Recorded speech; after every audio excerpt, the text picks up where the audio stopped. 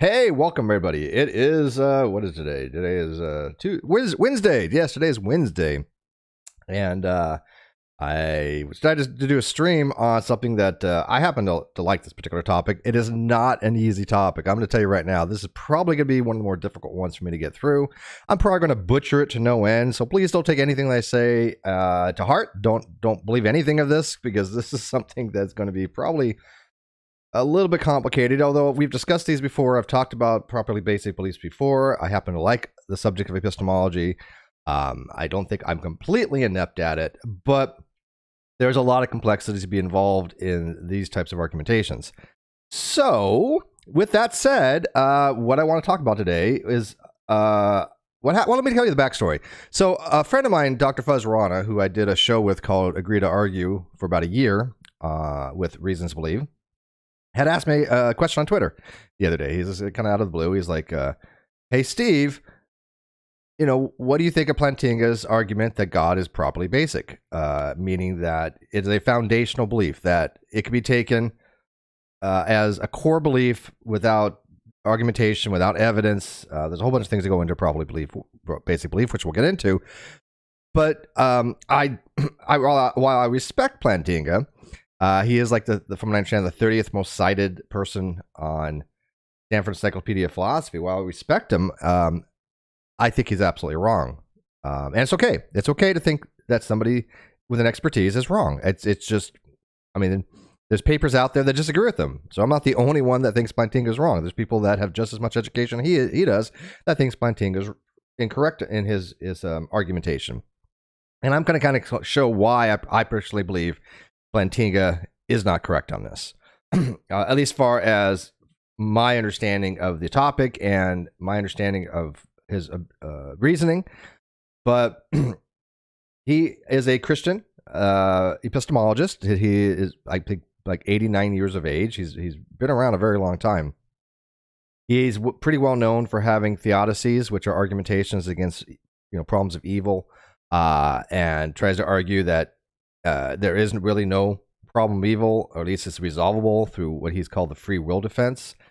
I think he even denies the logical problem of evil. I think that he even thinks that you can have an omni-God that's omnibenevolent and omnipotent and omniscient and still allow for evil in the world in a coherent logical system. I don't think that you can. I think that is an incoherent logical system. But again, maybe it's how we view a deity, I guess. I mean, because to me, if you have omnibenevolence, omnipotency, and omniscience, where you know everything, so you know how to fix things, you have the ability to fix things, and you have the want to fix things, right? Because you're omnibenevolent, then you should fix things. There's almost like it is out there, right? I mean, if that type of deity exists that has that much omni properties, then it seems inconsistent with me to have a logical system where you can actually have properties of a world that are evil, right? I mean, if evil exists in the world, how do you justify that with that type of omni being? Now, there are ways of getting around that particular argumentation. I get that. That is for a very, very specific being that many theists don't posit these days. But it's still a very well-known problem, and I think you can't really just hand wave it away saying, well, there's really no issue because whatever reasons, given posited the strength of those omni properties. As far as the evidential problem of evil, yes, you can have theodicies. I've read Plantinga's theodicies and his explanations, and I think that he does a decent job in one or two aspects of it, but then he jumps ship and he actually starts invoking Adam and Eve and just other things. And I'm like, okay, at that point, you're no longer in the philosophical realm that I deal with. So I don't think his theodicy works at that level. But as far as like some basic counter arguments to evidential problem of evil, yeah, Plantinga makes some good points. Just because he's a theist doesn't mean he can't make some good points. But he also argues again that God is a properly basic belief. And let me kind of dive in what that kind of is, and we're going to show you what a properly basic belief is. But basically, there's a couple different kinds of beliefs. There's a belief that are inferred from other kinds of beliefs, right? They're dosastically inferred from other beliefs. So I have a belief, and because of that belief, I can infer other beliefs from that. But there's also the types of beliefs that are evidential. If I see something, it is an evidence to me because I'm seeing it that example, people on Twitter all the time make a mockery of this because this is what they're talking about, but it's I see a tree, right? Hey, there's a tree. Okay, so a tree exists as a causal relationship. It's actually a causal theory that I see a tree, therefore I'm justified to believe a tree, ergo God. Okay, I'm not trying to be facetious. That there's arguments from natural philosophy that because you see a tree, and if you start with some of the basic premises of Reformed epistemology, that tree was created by God, ergo you're seeing something created by God, so you're justifying the belief in God. Yeah, obviously some problems there. But again, Plantinga argues this from the perspective of, hey, this is coherent within a Christian worldview. This is how we as Christians would view all this, therefore it's rationally justified. I have major issues with that, and there are objections of that. There's one called the Great Pumpkin objection we'll get into, but I have major issues by trying to, one, change what we understand to be a properly basic belief. I mean, you're allowed to do that. You can say, look, properly basic belief has this conditions, but I want to be thought of this way, ergo, God is a properly basic belief. Okay, but I don't think he justifies changing what we think of as a properly basic belief and changing it to the scope of, oh, well, it's coherent within the system that I have a belief that, that I start with the belief. Well, actually, what's so funny is Reformed epistemology, from my understanding, doesn't even start with the belief God exists. It is derived, which is unusual because we've all had to deal with presuppositionalists for a very long time. And a presuppositionalist starts with the premise that God exists. But for Reformed epistemology, they say it's a properly basic belief, but it's based upon evidential rather than axiomatic. And I said, we're getting into that. So this paper here was, and we're not going to go through the entire paper. I have a summary of it, but basically this paper was written in 1981. And he starts off basically saying that evidentialists who believe that you have to have evidence in order to justify something. And again, that's not always the case. Obviously, there's other reasons to accept propositions other than strict evidentialism. But they basically have said that God belief is irrational, that God cannot be justified. And at the very least, it's irrational or irrational to have faith-based beliefs in the form of God. We all have faith-based beliefs, and that's fine. They're called faith-based commitments. No big deal. I do hold them to be irrational, but that's fine. But a lot of the evidentialists out there, or the naturalist, or even I would say atheists, would argue that religious belief is not rational. And there's some argumentation to be had for that, but in all, we don't go around saying, hey, theist, you're being irrational to believe in God, right? But they will argue that the belief itself cannot be rational, therefore it must be either irrational or irrational. I don't have a dog in that fight. I think that you can rationally justify belief in God, but I do it from an externalist point of view, because there's internalism and externalism. Plantinga argues from an externalist point of view, which I'll get into. But from a theist perspective, yeah, I think you can rationalize it, but that doesn't make it a properly basic belief. And this is what basically Plantinga seems to be wanting to do. He says, yes, we can rationalize this through evidence, because it's not a dosastically inferred belief. It is an evidential-based belief, that we can say that God is therefore a properly basic belief. Now, I think Plantinga has, an argument that God is maybe what's called a basic belief, but not properly basic. And I think there's a distinction to be made. I see them used all the time interchangeably in the literature, properly basic belief and basic belief. I think there's a distinction to be made there, and maybe this is me. So if you're a epistemologist out there, or philosopher, and you think that popular basic beliefs and basic beliefs are the exact same thing, there might be an argument to be made for that. But when I read the literature, they seem to make a distinction between a basic belief, which is usually something that is inferred afterwards from a foundation, but it's still, at the bottom level of that pyramid, if you want to take Sosa's approach from what's called coherency, coherency and epistemic justification as far as foundationalism, what's called the raft in the pyramid. If you start at the base of the pyramid and you have these properly basic beliefs, then afterwards you might have some basic beliefs, but properly basic are your foundation, and I think they have very specific properties. You might get a little more freedom with basic beliefs. So I think that he might argue that God is a basic belief, because it is somewhat foundational in that it affects how you view the entire world. Christianity is, to me, somewhat of a worldview. Again, I think that when I use the word worldview, I think of just one thing. What is your worldview? This is your entire theory of everything that you believe, everything that's all your beliefs, all your positions. That is your worldview. To me, again, I use it globally. Doesn't have to be used that way. Christianity could be a worldview. Atheism can be a worldview. Sorry, atheists out there. If Christianity is a worldview, atheism, I think you're epistemically beholden to acknowledge that atheism could be a worldview as well. But those worldviews are more localized. They're more, okay, yes, I have this particular belief, and that belief has foundationally changed the way I view certain things, but they're still not properly basic beliefs, right? So atheism is not a properly basic belief. So this is a little synopsis here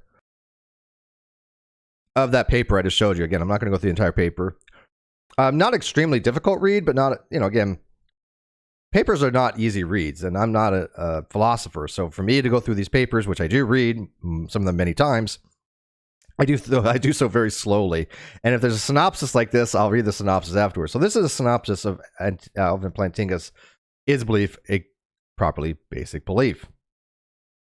So he says, Alvin Plantinga argues that belief in God is a properly basic belief as follows.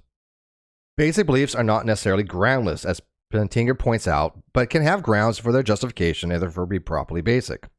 Okay, so before I show you what I think a properly basic belief is, because I'll show you my notes that I took from a long time ago on this particular topic. Properly basic beliefs generally are, to me, non-justified. However, in most literatures, they'll say that they're justified by evidential, but they're not doxastically justified. You cannot justify them by other beliefs. So they're not inferential. And so it really depends on what paper you read. Some of them say, look, properly basic beliefs are not justified. They're not warrantable. They're not even rational. They're irrational. It depends on what you read. So there seems to be some discrepancy in the literature by the terminology. But one thing they do all agree on is that the justification for your properly basic beliefs cannot be based upon other beliefs. That is something that's ubiquitous in all of them. But for a strict classical foundationist, it could be, well, is it based upon, like I said, reason? Is it based upon beliefs? Is it based upon evidence? There's a couple different things that can be constitutive of why we would call this a properly basic belief. But he argues that the right conditions are justificatory grounds for properly basic beliefs. And if our cognitive faculties, which are aimed at truth, are functioning properly and are in the right conditions, they produce properly basic beliefs. Well, he has some issues with this. A lot of this goes into what's called reliabilism, which is the belief that you can rely on your senses to a degree that you can justify something, whether it be the case or not. This is an externalist point of view. So we know that our senses are not 100% reliable. I think that anybody who's ever studied cognitive science or philosophy or psychology will tell you that, yes, our brains are not perfect. We misremember things. We don't process data 100% properly. We have artifacts in our vision, in our minds, in our colors, and things that do not correspond with reality. These are not, by the way, necessarily delusions, but they're this mistakes in our cognitive faculties. They're errors that I think creep in. But he argues that since our cognitive faculties are at least aiming to get truth, they at least have the want, and we have a want to have truth, that if they are functioning properly, then we can produce properly basic beliefs. And one of the issues for reliabilism is that even if you have, this is called a swamping problem by Dr. Linda Zaleski, if you have two espresso machines, one is reliable, one is not, and you drink a cup of coffee from both of them, does it change the way the coffee tastes or anything at all? Is there any difference as far as the coffee? And of course the answer is no. So it doesn't. So having a reliable coffee maker doesn't add any value to the taste of the coffee. And so reliabilism is argued, seems to have some issues with it. Also, it was called Descartes' evil demon or malicious demon approach, that if we are being misled by some kind of demon that's putting information in our head, that reliabilism would fail, because then we would never be justified to believe anything, right? Because justification under what's called justified true belief means that we have to be justified And we have to be justified and knowing that it's justified. If there's an error in that justification, like epistemic luck, like I look at a clock and it's a 6 o'clock and that clock's broken, but this happens to be at 6 o'clock. And I say, look, I know it's 6 o'clock. Well, how do you know it's 6 o'clock? I'm looking at the clock, and that's evidence. It's evidential. So I can say, look, I believe it's 6 o'clock. It's true it's 6 o'clock. It was stuck on 6 o'clock. And I'm justified because I'm looking at the clock. But the problem is the clock's broken, which means you just knew by pure luck. And according to justified true belief, you cannot be justified by pure luck. That's one of the things called the Gettier problems that people have talked about before. So reliabilism is one of the ways to try to get around that, but so is the Descartes' evil demon would be the same thing that, hey, look, you can never be justified for anything because everything is an illusion. Everything is, some demon talking to you, which presents a problem to the externalist point of view. But I do tend to externalism, but the eternalist says, look, I'm justified just because of my senses myself. Whatever's inside in my brain, my processes, I can be justified because this is my internal coherency of the system in the mind, and I can have internal justification through sense. So he argues that under the right conditions, God can be divined through what's called, he later calls it Census Divinitatis. Census Divinitatis, is that how you pronounce it? Census Divinitatis. No, Census Divinitatis, I think you pronounce it. God, I hate Latin. But through the senses, right? So again, an externalist or evidential thing that, look, I'm seeing a cup, which you guys can't see because it's invisible. Woo, green screen magic. He argues that God can be a properly basic belief. So he argues this. By the way, how are you guys doing out there? You guys doing okay so far? You guys paying attention? You guys have no idea what the hell I'm talking about, nor do you guys care. You're just paying attention to Cheshire. That's okay. God has created us with a faculty aimed at truth of his presence, which John Calvin calls sensus divinitatis, sense of divinity. Pretty big assumption right there, by the way. But let's go with it. Because he's basically saying, look, God exists, and because God exists, he has given everybody a sense of the divine. It's that innate nature. Now, I do believe very strongly that we have certain senses that we may not even be aware of as far as intuition. And I think a lot of it is things that our brains do subconsciously that we're just not recognizing consciously, and we take it to be intuitive. Whether it could be something where we sense through just motions, facial expressions, hormones, pheromones that go through the air. Our brains are constantly processing things that can tell us things for danger or tell us information that we may not consciously pay attention to, but we have that instinct, we have that feeling, and I do think that happens, absolutely. But I do think there's a naturalistic explanation for those things. I do, for the most part. I'm not a strict, obviously, ontological naturalist, but I definitely think when it comes to our feelings and our emotions, probably the vast majority of it could be justified through a naturalistic point of view. The right conditions for our sensus divinitatis are abundant and fact everywhere, since God's glory is everywhere. This literally goes in the trees argument, though. I wasn't kidding about that. People say, well, Steve, that's being hyperbolic. That's really not what it's meant. Okay, well, I think kind of what it is, actually. God exists everywhere. God exists in trees. Ergo, you have evidence of God. Therefore, you're justified that God exists.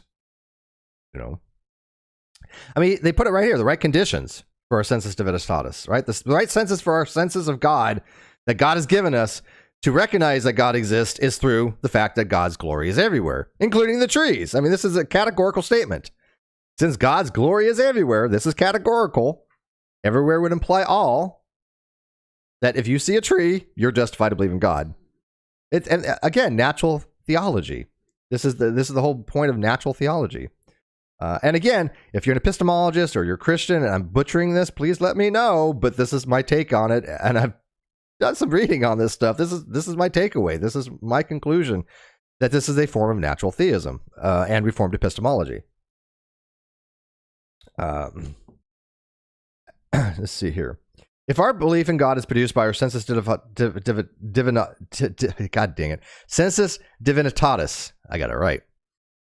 Functioning properly under the right conditions, our belief is properly basic. Belief in God is produced by our sensus divinitatis in the right conditions, which are everywhere. Therefore, belief in God is properly basic. I think this is a really bad argument. I really do. And again, look, I try to be objective, right? I criticize atheists more than I do theists more often, right? Because as a non-believer, when I see an atheist say something really stupid, I'm like, okay, he's in my tribe. It bothers me. Yeah. Kimamaki said, Zag Zabesky didn't coin the swamping problem, but I think you're right. But she definitely made an argument based upon that approach for reliabilism. Now, again, I tend to switch back and forth from internalism and externalism. Who was this the other day? I think it was John Steingard had asked me, the lead singer for Hawk Nelson. Name dropping. He's a real nice guy. I began to know him really well. Super nice guy. But I think it was him that I was talking to about that, vacillating between internalism and external. Oh, no, maybe it was Speed Watkins was in that thread. If you guys know who Speed Watkins is. But I see that be often that a lot of people just kind of vacillate between the two, because there are arguments against internalism, there are arguments against externalism, but both of them seem to argue against certain Christian arguments, because a lot of Christians, like presuppositionists, say God must exist and to be coherent with the laws of logic and all this other stuff, and they run all these precept arguments. Well, there are other ways to get around these things, and those other ways are externalism and externalism. And by the way, you don't have to show which one is right, because maybe there isn't one that's right. All you have to just show against the presupper is that, hey, look, what you're saying is there are possible other explanations. Don't have to show which one, but you cannot say that, without God, it must be this because this is nothing else. Well, there is something else. We don't know what it is, whether it is external, or internal. Doesn't matter. There are other choices out there. The presuppositionist, I think, is just dead in the water prima facie because of that. But second best Bob for £5 says, how would you answer Doc Dawkins when he asks, what is the ultimate if not God? Well, again, best Bob, Darth Dawkins is somebody who exists in the realm of contradictions. He lives in the principle of explosion, because he argues both sides of his mouth. He will argue one thing and then later on argue something else, and therefore he can build upon either one depending on which way you go. It's a game with him, because he literally has contradictions in his ontology. But when he argues like what's the ultimate, he's talking about the metaphysical grounding for everything, the ultimate explanation for all, if I understand Darth correctly, which is very difficult to do because it's Darth, and he'll change it. Once you think you understand him, it's like, no, that's not what I meant, this, and this. He'll just change it up. He has a script. You can never nail him to the wall, like, it's like Jello, trying to nail Jello to the wall, because he just changes. It's like, well, no, that's not what I meant, this. And then you're like, okay, let's argue this. He's like, no, I meant this. It's like, dude, pick a lane. That's why he has contradictions, because he argues vastly two different ways. But I think he's asking for the metaphysical grounding. And so his metaphysical grounding, especially for epistemology, for epistemic considerations and justifications and all this other stuff, how do you know something?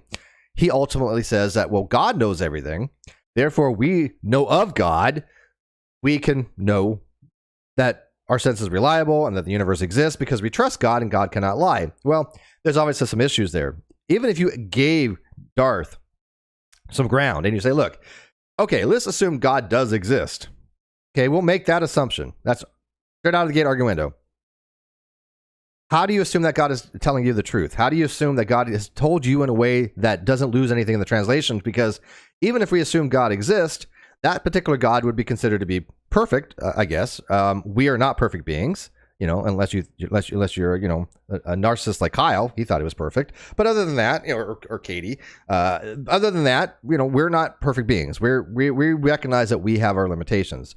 So when we gain knowledge, when we have information coming in, we have to recognize that there might be something lost in translation there. And the theories for why we have knowledge or not can be very complicated to try to determine if we really do know something or not. And the true skeptic, the diehard skeptic says, hey, look, we could actually never know anything. We can believe all we want, but knowledge is unattainable. Knowledge is unacquirable. We can never have knowledge because there's just too many possibilities of being wrong or not being able to justify or not being true, whatever, that they will say, look, we are not able to have knowledge.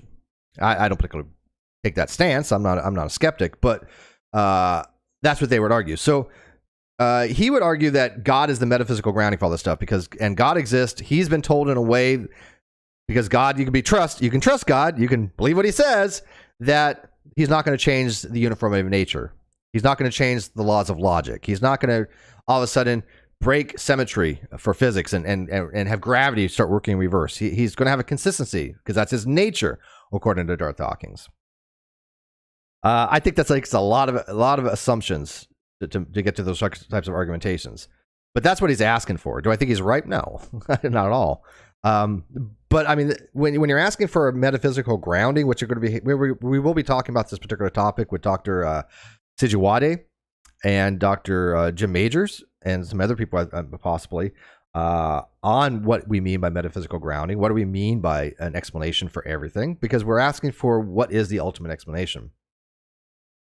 I think the question is clearly coherent, but I think it's maybe impossible to even answer in some ways. I don't know if there is an even way to even understand what we would even mean if we actually did have the ultimate explanation, because God, to me, doesn't explain anything. Even if we granted Darth Dawkins God as the ultimate explanation of okay, well, God exists. Okay, great. Explain to me how we still explain to me why we're here. God, that doesn't explain anything. Explain to me why God actualized this particular possible world as opposed to any other possible world. God. Okay, but that doesn't explain anything. You know, we don't know the mind of God. We don't know why God particularly created this particular actualized world as opposed to any other.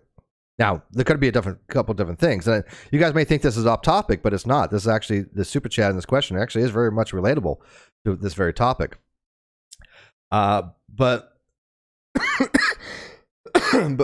God either beholden to create this actualized world because of some reasons that were higher in virtue or nature than he is, right? Because, hey, look, God has to create a world that has the absolutes of logic and has to create a world where you cannot have a square circle. These are things that are obligatory for God, which means that there is something higher than God as far as virtue. Oh, somebody sent me a message. Do I want to read this? Oh, okay. I will. And so that might be the case, or God did it arbitrarily. God's like, whatever reason, I'm just gonna actualize this world. Why? Because reasons. That doesn't satisfy any kind of particular principle of sufficient reason to say, well, God did it because he was just bored one day and arbitrarily decided to create this actualized world. So either way, it doesn't explain anything. It doesn't satisfy any form of PSR by saying God did it, in my opinion. Now, again, we can have some Christians come on and maybe try to suss that out a little bit, but maybe it's just me. I don't know. All right, so this is basically the argument constructed from that paper, and this is why it's a nice little synopsis that I found. One, basic beliefs can be justified and therefore properly basic. This one I have a little bit of issue with right out of the gate because, again, I kind of think that properly basic beliefs are not justified. I think they're irrational, but again, that's pretty atypical in the literature. They say that properly basic beliefs, I mean, there are places that say properly basic beliefs are not justified. Straight up. But most places will say they are justifiable non-dosastically. In other words, you cannot justify them through beliefs, but you can justify them and infer them. Well, no, you can't infer them. They're non-inferential by any means. But you can justify them by other forms of reason. Or evidence. Well, not even reason. There are other forms of way of justifying it, but I couldn't even think of a way offhand of what's a non-inferential, non-dosastic way to justify them. But again, according to the literature, they can be justified, or they are justified in either inherently or in classical foundationalism. Generally, they're justified. Generally, in classical foundationalism, although those other forms of foundationalism are called moderate and weak, I do tend to classical foundationalism. However, that particular sticking point, whether a properly basic belief is justified or not, seems to be ambiguous. Seems to be ambiguous out there. Again, it's my layperson's inability to maybe determine one way or another. But I've read both. I've read a lot about this particular topic, and I see it both in the literatures that properly basic beliefs can be justified, but aren't justifiable and aren't warrantable. So we'll leave it at that. But he assumes that properly basic beliefs are justified. Okay, let's go with that. Let's assume that, yes, I have a properly basic belief and it's justified as a properly basic belief. Okay. The right conditions are the justificatory grounds for properly basic beliefs. Well, can anybody guess what his right conditions are? The way I understand Plantinga is his right conditions are as being Christians. As being Christians, that's a right condition. Now, we'll see that there's some issues with that. Dr. Linda Zabesky, again, she makes an argument against this particular thing. Matter of fact, we're going to dive into that right now, I think, is it applicable here. So, Linda Zabesky has offered an objection like this one. She claims that Reformed epistemology has failed to meet the requirements of what she called rational recognition principle, or RP. I like that, by the way. If a belief is rational, its rationality is recognizable in principle by rational persons in other cultures. Now, this doesn't necessarily get into cultural relativism. It just means that this is objectively something to be recognized, in principle at least, by all people. Wherever you are, all cultures, it doesn't matter. These are recognized principles. Now, I think that these recognized principles do exist. Do you know any society that says, hey, if we want our society to flourish, we should kill all the members of the society? Well, no. Clearly that is contrary to having a flourishing society. That's a recognized principle. Even the countries that do have atrocities, even the ones that allow for starvation in their country and things of that nature, they recognize that it's not beneficial to the country to let their people starve. Even dictators recognize it's not beneficial to them to let their people get too mad, because then they will try to overthrow the government, which has happened many times. So I think there are basically rational, recognizable principles that do exist throughout all societies. And I think this is a learned thing. I think this is something we have learned and developed culturally over many, many, many, many generations, that certain things are just generally bad. It came about, to the golden rule, do unto others as you have others do unto you, which I think is a normative principle. I think that's pretty normative, right? And because if everybody went around and did the purge or did what they want, society would not flourish. So I think we've learned, hey, look, we have to have certain rules in society. Matter of fact, do you know any culture that didn't have any form of rule? I mean, past, the Hammurabi's code and everything. But in modernity, do you know any country that doesn't have a codified system of law? I don't. Why? Because we've recognized that every society needs some kind of codification. It's a rationally recognized principle. So she argues against Plantinga about Reformed epistemology, which would include, obviously, God being a properly basic belief, that it violates the rational recognition principle. And she argues this, and it's really good. I really was a big fan of hers, but it says, it does not permit a rational observer outside the community of believers to model to distinguish between Plantinga's model and the beliefs of any group, no matter how irrational and bizarre. Sun worshippers, cult followers, devotees of Greek gods, assuming, of course, that they are clever enough to build their own epistemological doctrine or epistemic doctrines into their models in a parallel fashion. This is relatively very, very similar to what's called the Great Pumpkin objection, which is, wait, if you're arguing that God is a properly basic belief, then I can argue that the Great Pumpkin that I believe in, that comes around every Halloween, is a properly basic belief. Now, Plantinga argues against that, saying, well, no, you don't have any doctrine on this. You don't have any models for this. You don't have any cultural influence on this. You don't have anything that shows that you have any kind of epistemic doctrines to justify the Great Pumpkin. But I think that's absolutely irrelevant, because in theory you could. Again, these are principle things. In theory, I could develop a whole codification for the worship of the Great Pumpkin. This is what Pastafarians do, by the way. Pastafarians and the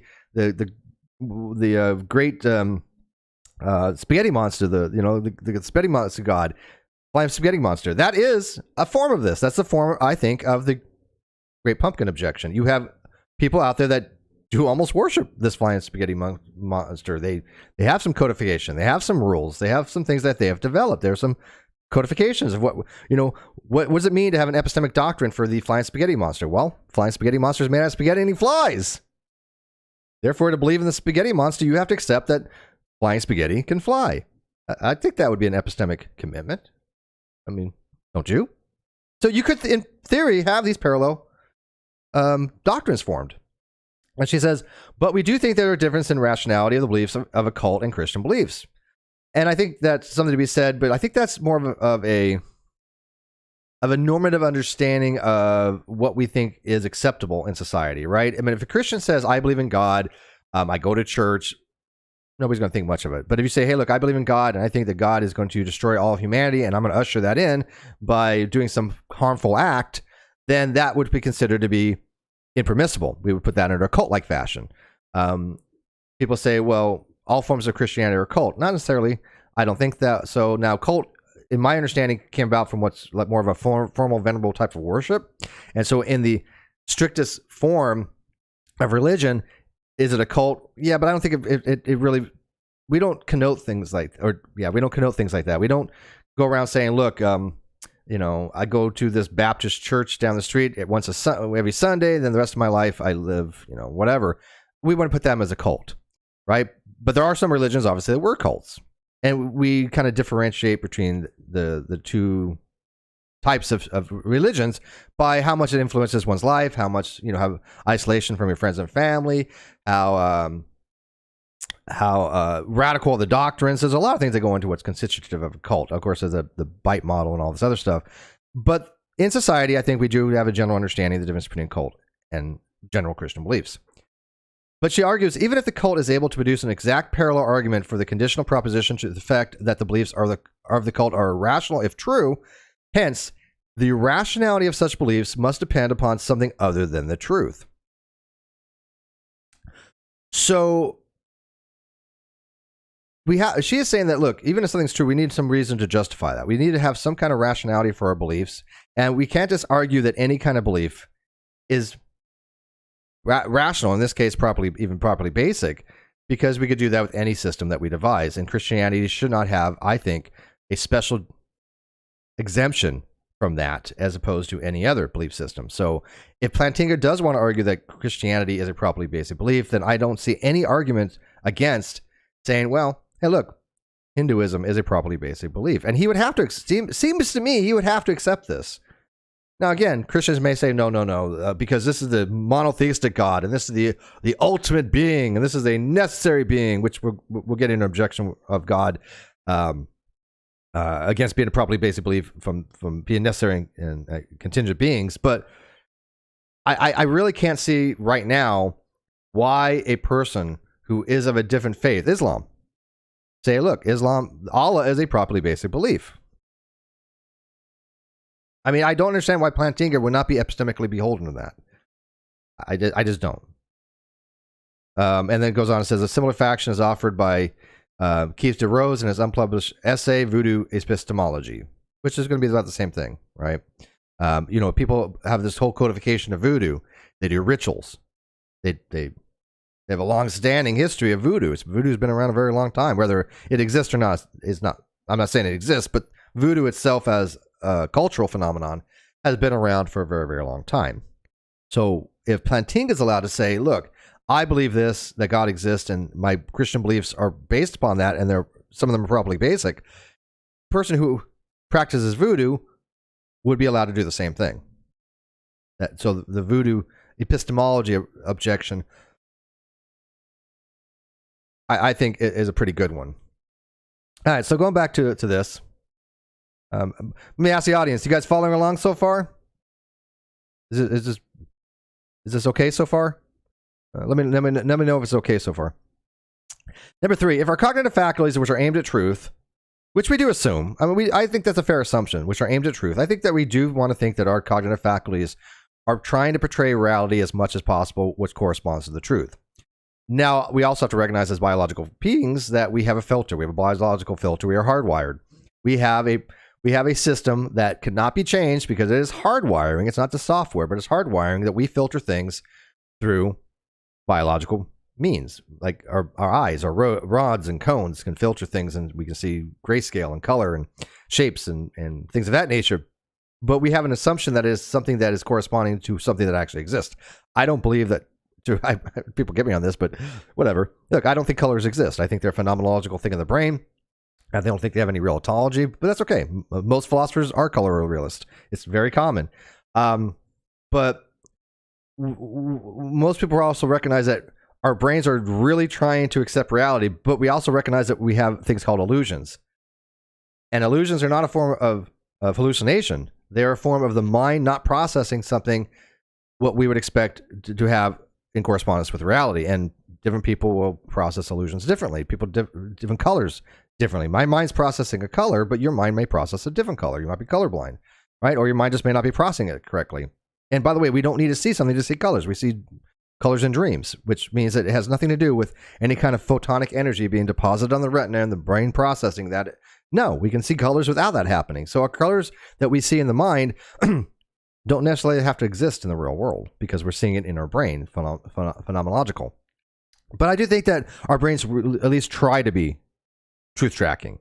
They try to be something to aim to truth. They want to be.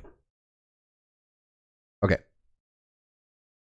A couple people say, Ellie says, yes, I'm on board, except with foundationalism, but that's a separate point. Yeah, that's fine. People can be coherentist, right? And people could be what's called infinitist or other things. There's different forms of epistemology. Like I said, I tend to go to classical foundationalism, but I might have to modify that to more of a moderate foundationalism. It really depends on what I read. Because certain things say classical foundationalism adheres to this, and other people say that it adheres to this, and there really seems to be no standard of what is classical foundationalism, except for some core things, right? But there's a couple things that are not specifically core. That is it classical? Is it moderate? Is it weak? What I don't know. But foundationalism as a whole, I do tend to rather than coherentism. But there's no right or wrong to that. You could be a foundationist. It's however you want to do your foundational beliefs or your well, the coherentist would be your web of belief, but yeah, sure. But he says, are functioning properly in the right conditions with able to produce properly basic beliefs. So basically, he's assuming that if our cognitive faculties are working properly and they are truth-seeking, they'll produce properly basic beliefs. Okay, let's go with that. Come on, Maki says, happy is absurdist. I say that Pongo is a palindrome. Don't know what he means by Pongo, but I respect absurdists. I do. I do respect absurdists. I think that absurdists have recognized that, look, we all want to have a value in our life. We want to have meaning. We all want to understand that we are here not just as nothing, not just rearrangement of atoms. We have purpose. We have value. And the absurdist says, yeah, but don't go searching for it because you're never going to find it. It's meaningless to even try. And I respect that approach. I actually do. There's a lot of people that, will get into nihilism. I don't go into nihilism. I think nihilism is counterproductive.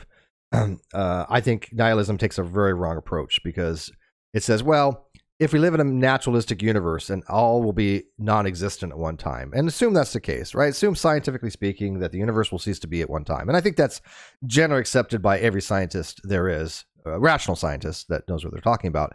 We'll agree that the universe has a life expectancy. Whether it recycles itself or some ways, most of them don't think of some necessary entity that has to continue to exist. Most of them, I think, agree that the universe will wind down, entropic decay, heat death, big rip, whatever. But there's some finality to the universe. And a nihilist says, look, because of that, whatever we do has no effect on anything. Right? Whatever we do is not going to affect what happens in Andromeda. It's too, 20 million light years away? Something like that, whatever it is. It has no effect on Andromeda. It has no effect on multi-universe.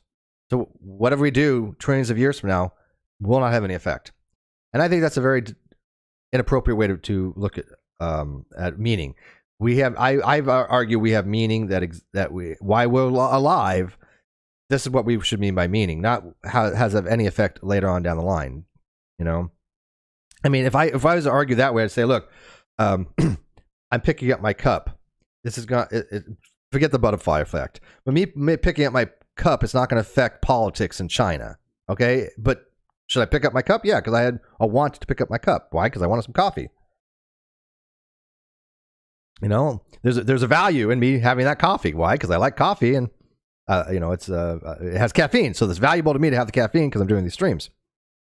So I think that nihilists take a very wrong approach by putting it as, oh well, because in the very end we may not have an effect on anything. So what? I think that we give ourselves, I think we have internal value just by living because life is precious. And I think that it's counterproductive to try to argue that we don't have some meaning in our lives. If that was the case, then societies would have learned a long time ago just to kill themselves, right? Whatever, meaningless, just kill themselves. But we recognize that, no, we don't. We don't see a lot of societies all doing that. Now, I'm not saying suicide doesn't happen. I'm not saying death cults don't happen. I'm not saying there's not barbaric cultures out there that promote things like that. But as a whole, as a universal recognizable principle, we don't go around saying, yeah, I'm a nihilist, therefore I'm going to jump off a building. I think people internally recognize that there is some kind of meaning and value in life. But that's just me. Again, whatever. Yeah, I mean, like I said, Maki says, I'm actually a lover of absurdism in the lively arts. Philosophically, I'm not there yet. I'm stuck on Pyrrhonism. And I'm not a Pyrrhonian skeptic. I'm not even an academic skeptic.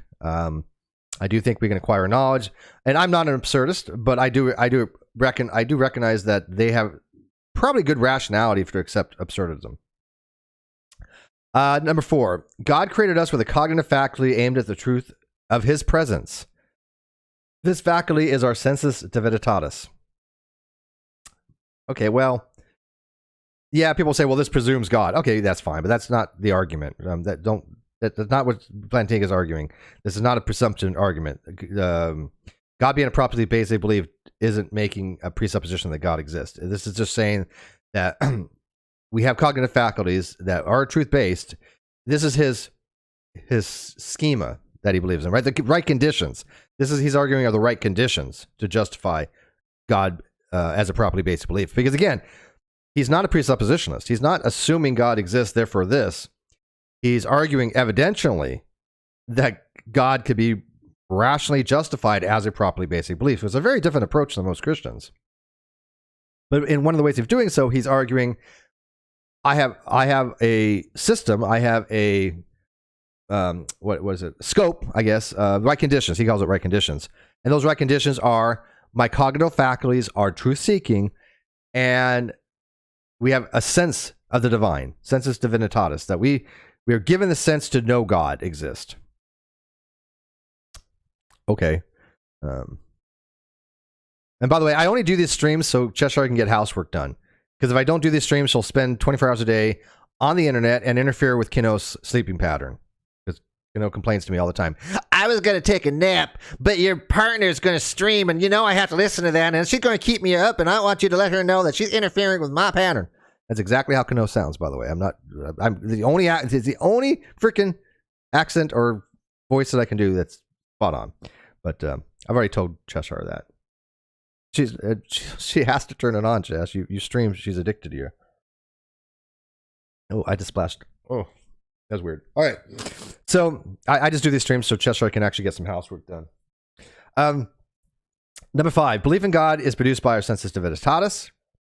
So again, this is an evidential approach that, hey, look, we have our senses, and because of those senses, our belief is formulated from that. So it's not from other beliefs per se. It's not inferentially derived from other beliefs per se, but it's derived from our senses, which is empirical, which is evidential, which is allowed for a properly basic belief, according to Plantinga.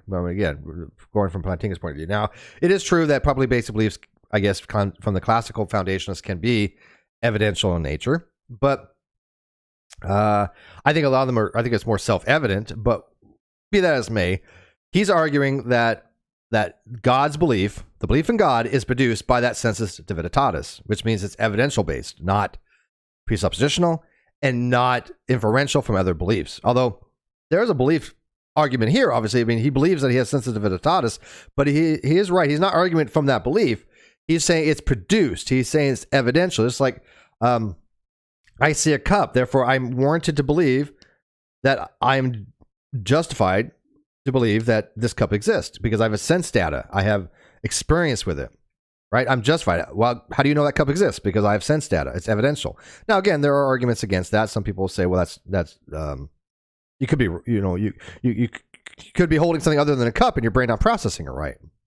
Whatever. There's different ways, again, of justifying beliefs, but the most simplest way is that evidential wise, that I have a reason to believe, according to Clifford's principle, that's based upon sufficient evidence, a sufficient reason to say that I'm justified. And so He's arguing that sufficient reason is Census Divinitatis, the way I'm understanding his argument.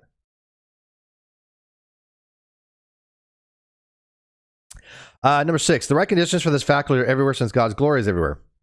See the trees? I guess I was kidding about that. I'm not. People put that down on Twitter all the time. But did you see the trees? I think this is what they mean by that.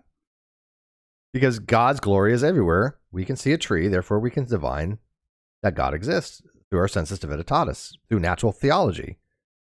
And again, I'm hoping I'm not butchering these arguments. I really don't think that I am. But this is how I kind of read this. This is how I kind of read Plantinga's argument. Number 7, from 5 and 6, belief is produced from our Census Divinitatis in the right conditions. Therefore, God belief is properly basic. So basically, he's saying that God is properly basic belief because it's produced by Census Divinitatis, which means it's evidential and not dosastically inferred. And that the right conditions are everywhere because God's glory is everywhere. And also that we have truth-seeking cognitive faculties. Craig Reed says, one is rational to justify to believe in that they are clearly perceived. Doesn't mean they're right, though. Just justified. Well, again, for justified true belief, it has to be true. You have to believe it's true, and you have to be justified as true, right? So if it is the case it is true, and if it is the case you do believe it, and it is the case that it's justified, that does meet the conditions and qualifications to say that I know something. Now, again, we all understand that there are instances where those things do fail, like the Getty air problems. But that doesn't mean you throw the baby out with the bathwater. Justified true belief is still the most common epistemic theory I can find out there about for knowledge, right? But that doesn't mean that it's a perfect theory. Well, clearly not, right? This is why they have justified true belief plus, where you add in what's called a truth tracking condition, which has to do with sensitivity or safety conditions, where you say, okay, if the subject in the next possible world over would believe this, something like this, then you can say that it's a justified true belief. So it's a tracking condition using possible world semantics. Or you can go into things like reliabilism, or you can go, like in his case, which is called Reformed Epistemology. There's a whole other things that you can appeal for knowledge. There's pragmatic theories of knowledge. You know, there's straight up pragmatic theories of knowledge, which I interpret as, I know this to be the case because it's pragmatically prudent for me to do so. It's almost irrelevant to prudentialism. In fact, I think pragmatism and prudentialism very much go hand in hand. It's a prudent to do this. I have a reason to, if I say, why did you look both ways when you cross the street? Well, it's prudent that I want to survive to get across the street because I have obligations to you guys to do a stream. I said I was going to do a stream today. So, I didn't want to get hit by a car where I either died or had to go to hospital. So I had to, this didn't happen today. I didn't go out today, but assuming, that I look both ways. It's prudent for me to do so. It's prudentialism. But it's also pragmatic that I look both ways and I have a belief there are no cars coming. Well, how do you know there's no cars coming? Does it matter? Does it matter? There's actually something called the value-added theory, if I'm not mistaken, that actually even argues knowledge is irrelevant because it doesn't really add anything. If your belief is true and you hold that belief, that's all that matters. Does it really matter if you know or not? Let me think about it. What does knowledge add? If I say I know P or I believe P and P happens to be true, does it really add anything? I mean, sure, you can talk about your epistemic levels of certainty and confidence and things of that nature. But as far as the position being true or not, does it change anything how you view anything? If I say, look, I know there are no cars coming and I cross the street, as opposed to I believe there are no cars coming and I cross the street, I still cross the street, right? I still have crossed the street. So do I feel more confident that I know rather than just believe? Sure. Right. So I'm not talking about your feelings. I'm not talking about your level of confidence. Say I'm going to cross the street and not be scared, but I still cross the street. The knowledge and the belief conditions didn't change the fact I did. Darth Horror for $5 says, how would this argument stand up to evidence that atheists predominate ancient Greece and pre-Christian Rome? Well, I don't think atheists predominated. I don't think it was mostly atheists. Now, again, atheists, in those, in the Roman Empire, many of them were after Christ, obviously. I think it was, several hundred years after, if I'm not mistaken, they were referring to Christians. Was it the 4th and 5th century, if I'm not mistaken, where they were referring to Christians as atheists because they denied the state-sanctioned Roman pantheon of gods. But I don't think atheism predominated. I think most people throughout history have had a religious belief or God belief. There are 7 or 8 billion people in the world, and from what I read, it's anywhere between 4 and 6 billion people believe in God. And if you extrapolate to that, and you say how many millions of people, hundreds of millions of people have lived over the years, and I'll go back to where we first had Homo sapiens sapiens, where we probably started developing beliefs, right? When we see that lightning strike the ground or strike a tree and go, what caused this? We think to ourselves, what caused this?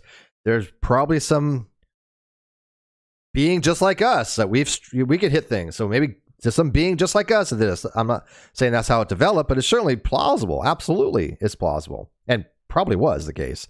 And I think a lot of cases that probably did come the case. I think Thor and things of that nature were just our ways of trying to explain things. I do believe that. I'll go so far as to say that I think that's probably the case.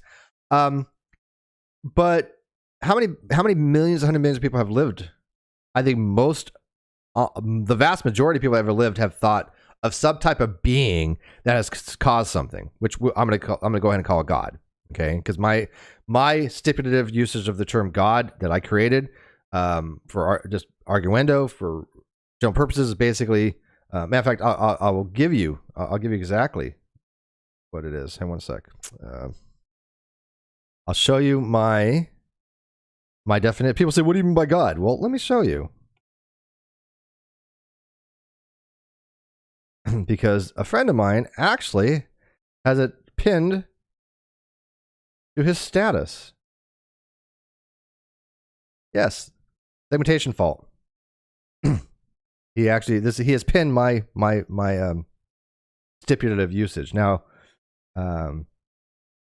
again, if you guys ever get asked, what do you mean by God? Well, here you go. God, plural, gods. A necessary being of agent with intentionality that all contingents are dependent upon and or can prescriptively change or suspend natural law by having complete dominion over an aspect of nature, such as Thor. Or that it's a necessary being that exists and must exist in all possible worlds that has agency, because a necessary being doesn't have to have agency or intentionality. Now, there are some Islam people that have argued otherwise than that, but I think they mean that a necessary being doesn't have to be, but if necessary being exists and it's God, there's intentionality. Okay. And they'll argue that that's how you get to God, is that God has to exist because God's necessary and there has to be an intentionality and therefore God. I think they that crucial step that it has to be intentional, that's the problem. But this is my working definition of God. Segmentation Fault has pinned it to his tweet. If you want to go follow Segmentation Fault, but if you ever want to go back to it and say, hey, when somebody asks you, what do you mean by God? Like some kind of atheist, well, this is it. And yes, I did write this. Okay, so.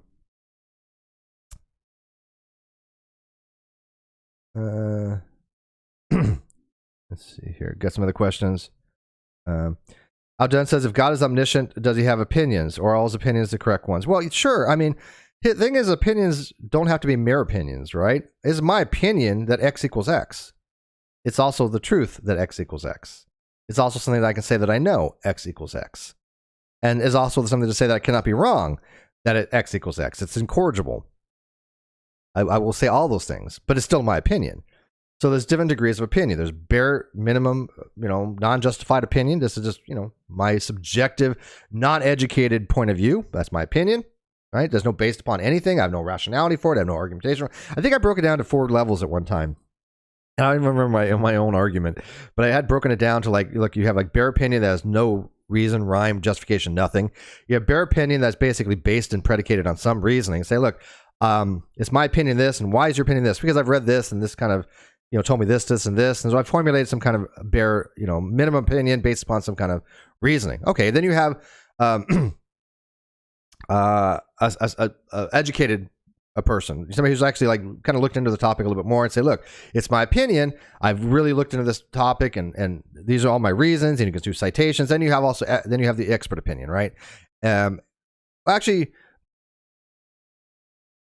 I don't know. Should I throw another level in there? And you have the opinion that just happens to be true. I mean, it doesn't matter if you're an expert or not. I mean, if I say A equals A, I don't have to have an expertise in logic or anything to say A equals A and it to be true.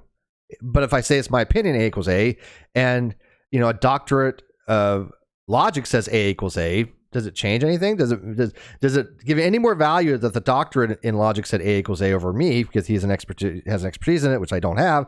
that changes anything. Well, no. You might have more confidence if you don't know anything about logic that you're going to believe him. Well, that's fine. There's nothing wrong with that, actually. You should.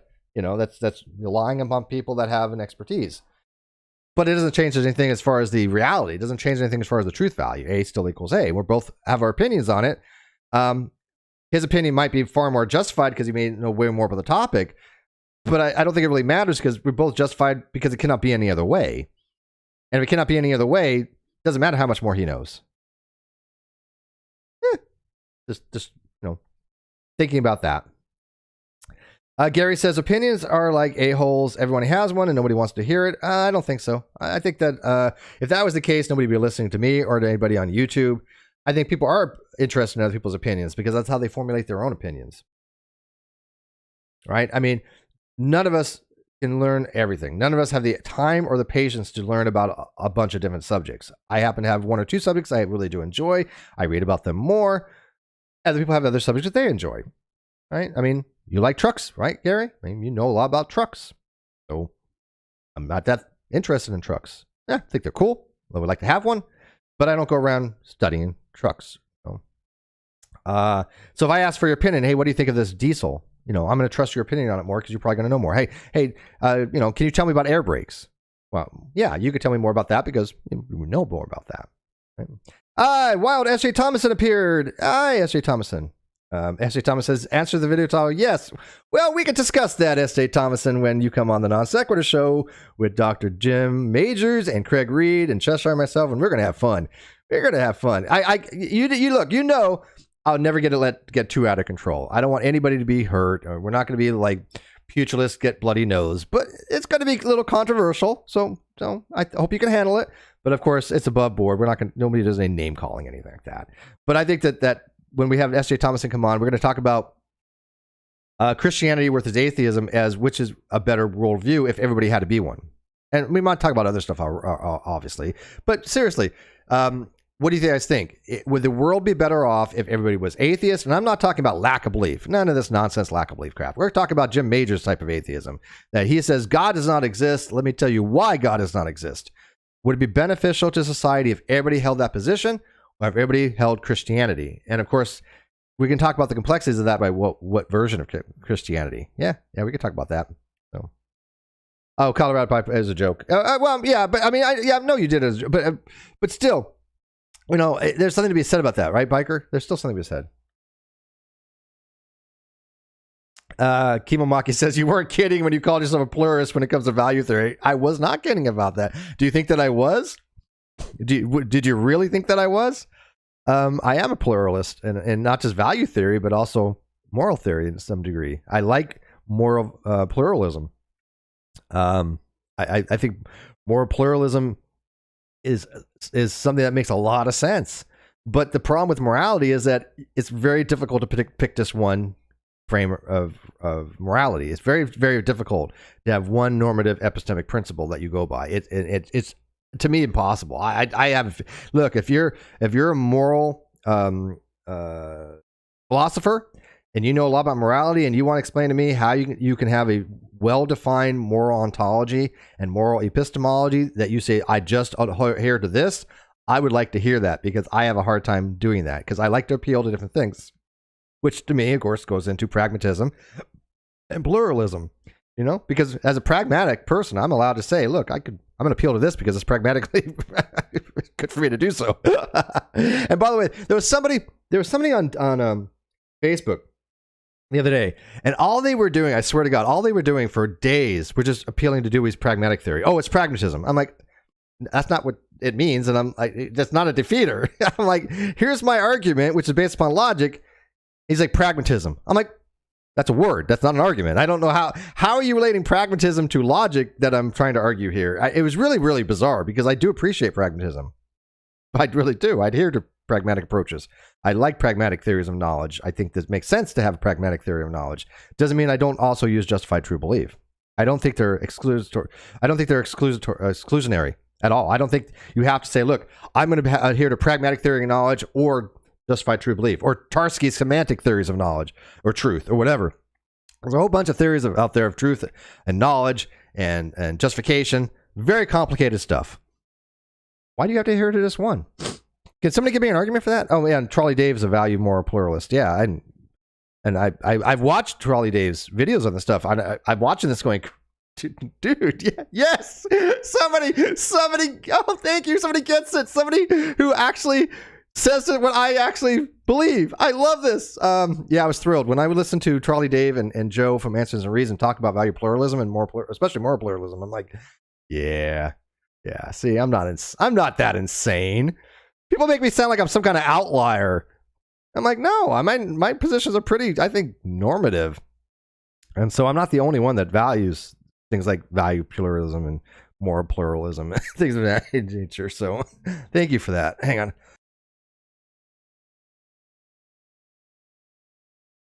All right, so that's Plantinga's argument. So let's kind of get into some of the defeaters of his argument. So this is a very good paper. Let me see if I can make this bigger here. One sec. Let me enlarge this for you. One sec.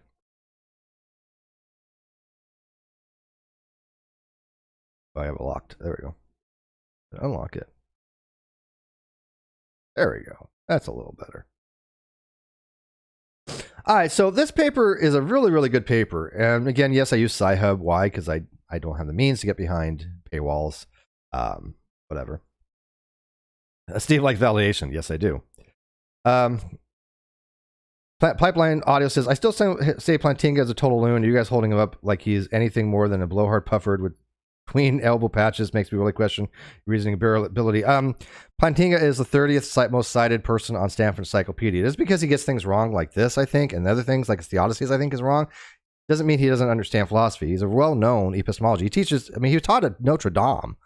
And so I think it's really wrong to take a litmus test approach to say, look, this person has some beliefs and ideas that I disagree with. Doesn't mean he doesn't understand basic philosophy. Look at Bertrand Russell. Bertrand Russell has some things that I agree with and doesn't agree with. He knew logic. He knows about propositions, right? But he has some things I didn't even agree with because he had a very different time where he lived. But there are, philosophers as a whole will never kind of agree with each other on all things. Some of them do have some radicalized approaches. Doesn't mean they all don't have some foundational stuff that they do understand more than the average layperson. Even William Lane Craig, I have things to disagree with him with. But foundationally, he knows his stuff. William Lane Craig is a well-educated individual. I don't think we should distract and take away from a person's education and a person's achievements and a person's understanding of a particular topic just because they have some niche that they diverge from everybody else. Because all philosophers, I think, diverge to some degree from the norm. Those are things you point out and say, look, I don't agree with this particular philosopher on this particular topic. Pipeline says he teaches that God, crazy God is totally cool, therefore he's real. This God's a loon. Well, again, that to me puts you outside of the domain of discourse as far as philosophy, because you're just now arguing, hey, somebody's insane, therefore we shouldn't pay attention to him. And I think that's disingenuous. I think that completely disregards any of the reasons why we have these types of discussions. And by the way, people write papers on this very topic for and against. This one happens to be against, and it's very well written, which I think adds to the education of the topic. So, I'm not going to go through this whole paper, but I'll just basically say the way this paper is written from Stewart Goetz, I pronounce it Goetz. I think it's pronounced Goetz. I don't know. How do you pronounce Goetz? Goetz? I'm sorry. But this was written a couple years after Plantinga wrote his paper, which was in 81. This was in 83. And he argues belief in God is not properly basic. And again, it's not a very long paper. Okay, it's not a very difficult paper to read. He does talk about the Great Pumpkin objection. But in a nutshell, what he kind of basically, from what I gleaned from it, is that he argues, given certain beliefs, right here, Plantinga suggests that we compare this to our beliefs or perceptual reality or objections. Here, he claims it is relatively specific propositions rather than its more general associate. That's properly basic. That is the proposition, there are trees. I wasn't kidding. There are trees. This is not hyperbole. Which is similar to the proposition 14, is based upon more foundational association, I see a tree. Well, again, I see a tree is an evidential proposition. It's an evidential justification that I see something rather than a properly basic belief. I don't say I have a properly basic belief I see a tree, even though it's evidential. I don't think it makes sense to do so. And we'll get into again. I'm going to get into what I consider to be a properly basic belief. Now, I mean, I don't see a problem with doing it that way from a classical foundational position, because it's evidential, it's justified, it's true. But it's seeing a tree for something that's foundational. No, it's not. We accept it as true, but it's not properly basic. Okay, so he argues, though, that when we posit God, or Plantinga posits God, he's doing so as a necessary being. As a necessary being, that means that that particular God has to be... Goetz. Yeah, Goetz. I'm sorry, Goetz. Yeah. Is it Goetz? Okay, Goetz. Okay, thanks. I'll go with that, Goetz. And Pipeline says, anyone who argues the modal ontological argument should drum you right out of the academia is joke. Okay, great. Hey, I'll tell you what, Pipeline Audio, do a refutation of the modal ontological argument, and I will read it on air. Yeah, I promise you. The modal ontological argument is a very difficult argument to understand. It's not unassailable. I do know ways to attack it, but it's not an easy argument to assail. And if you think it is, then I don't think you understand modal ontological arguments. But yeah, do a refutation of modal ontological argument. Let's go through it on air. That'd be interesting. Because I don't think the modal ontological argument is necessarily a horrific argument. I just think it's flawed. I think there's a defeater in there because of the axioms. But,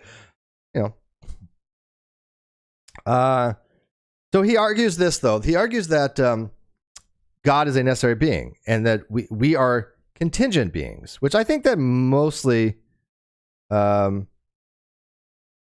people would accept. I don't think anybody would say we are necessary, right? Because that would be, to me, very difficult to justify. That means we have to exist in all possible worlds. And of course, we don't, right? So I think it's universally accepted that we are contingent beings. Pipeline says, I art the coolest pizza ever. They're from Pizza of the Earth. Yeah, you have no idea what the modal argument is then. Yeah. Oh yeah, it's not one of my favorite arguments, SJ, but it's the way that some of these people try to defeat it. It's childish. It's puerile. It's like they literally don't even know what the argument is when they think they're trying to attack it. If you don't understand modal logic, there's no way you can attack modal ontological argument. You have to modal logic. Pipeline Audio. Do you understand modal logic? Just out of curiosity, Pipeline Audio. Do you understand modal logic, basic modal logic? And if which version of modal logic do you try to tend to? Kripke, Tarski, S5. Which modal logics do you kind of go to? But are you familiar with what modal logical or logic entails? Please answer that question. So Plantinga argues that we are contingent beings, God's a necessary being, and so. What this paper argues is because we're contingent beings, we have to derive that we are contingent from that and that God is necessary. And therefore, God's being necessary, to say God's a necessary being, therefore he exists, is derived upon other beliefs, which is contrary to what a properly basic belief is. Properly basic belief cannot be derived inferentially through other dosastic beliefs. And so he thinks Plantinga's argument fails on face value because Plantinga's arguing, again, because he's not a presuppositionist, but God is a necessary being, and we can derive that we're contingent beings. Then we have to derive that God is a necessary being and that exists in all possible worlds. That's deriving his existence in all possible worlds from other beliefs, which are non-properly basic. There's no basicality there. Okay, so he doesn't understand modal logic. Okay, well, there you go. Well, That's why nobody's ever going to take you seriously as opposed to somebody who actually writes a paper. No offense, Pipeline Audio. I know you've been around a long time, but yeah, it's just you're speaking nonsense, and so whatever. Yeah, it's like I don't know anything about modal logic, but I'm going to attack a modal argument. If anybody thinks that's rational, you might have some issues there. But like I said, if you want to go check out this paper, I'll put the link to the video description. But this is basically what his argument is. I need to include at least the following two propositions. I exist, and I'm a contingent being. Proposition 19 is particularly important, which goes back to here. Where's it at? Where's this 19 at?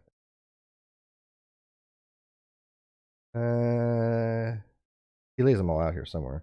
Here's 19. Well, he starts at the beginning. Examples of self-evident propositions are what 2 + 1 = 3. That's self-evident. Okay. No man is both married and unmarried. That goes to obviously, contradictions. For what's called an analytical proposition. You can derive, because of the subject predicate, that if a man is a bachelor, he's unmarried. You can derive that from the meaning of the word bachelors. It's an analytical proposition that a man cannot be both a bachelor and married. So it's inherent that all unmarried men are bachelors and all bachelors are unmarried. So also self-evident that redness is distinct from greenness. Okay, I agree. Look, I mean, this is a green cup. You can't see it, but it is green. And that color green, I can differentiate between red and green from our senses, right? The whole is greater than the part. I think we all recognize that. And so he gives ideas of what self-evident propositions are. And that's fine. I do believe there are self-evident propositions.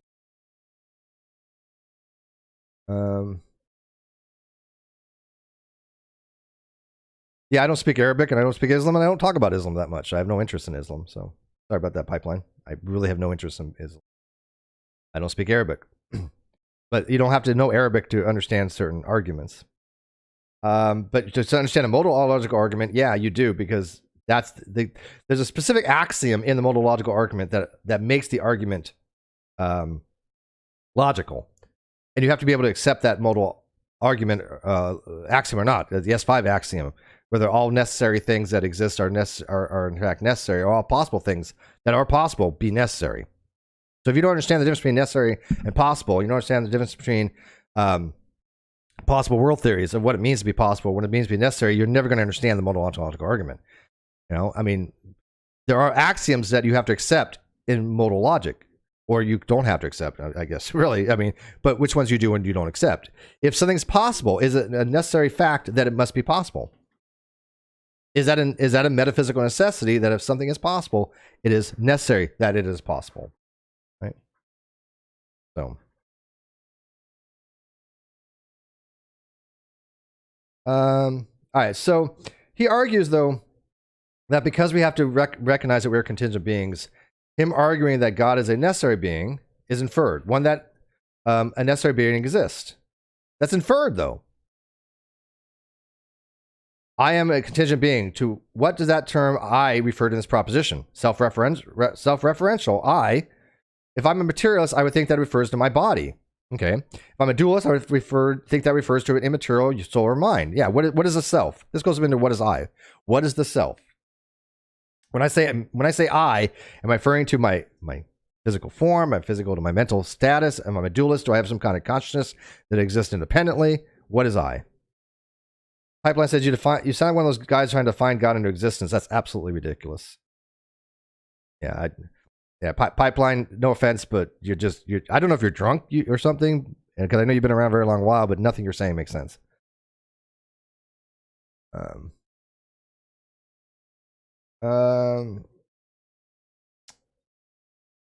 if I'm identical with my body, it's possible for me to regard the ultimate components of my body as necessary beings, right?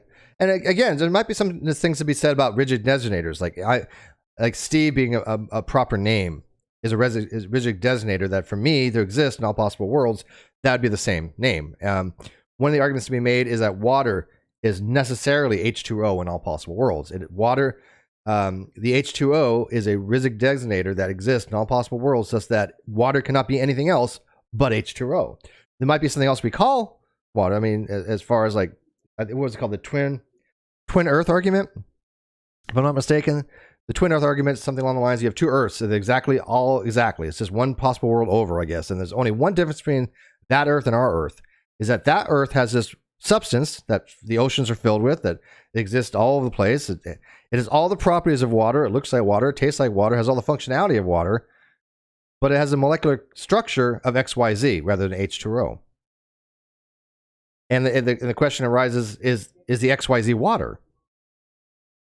Even has all the same properties and everything else. Leibniz would argue that two different things have the same properties, the same object. But in this particular case, it's not the same object, it's the same substance. Is that substance water? even though it has a different chemical makeup, XYZ, rather than H2O. But some people have argued, I think it was Kripke that argued, that H2O exists as water in all possible worlds. It cannot fail to be that case. It is a necessary thing. You've asked for modalogical argument to be in coherent terms. Okay. There's many papers out there on the modalogical argument. And again, it's very difficult to understand if you don't understand modal logic, because most of the premises make sense.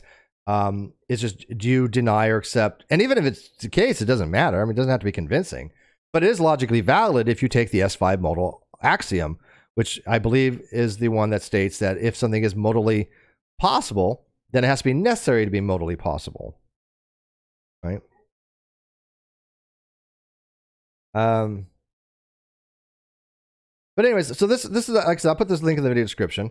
But let's kind of go into a little bit of what a popular basic belief is, to kind of understand what Plantinga is kind of arguing. So foundationalism is what he's arguing against. He's an anti-foundationalist.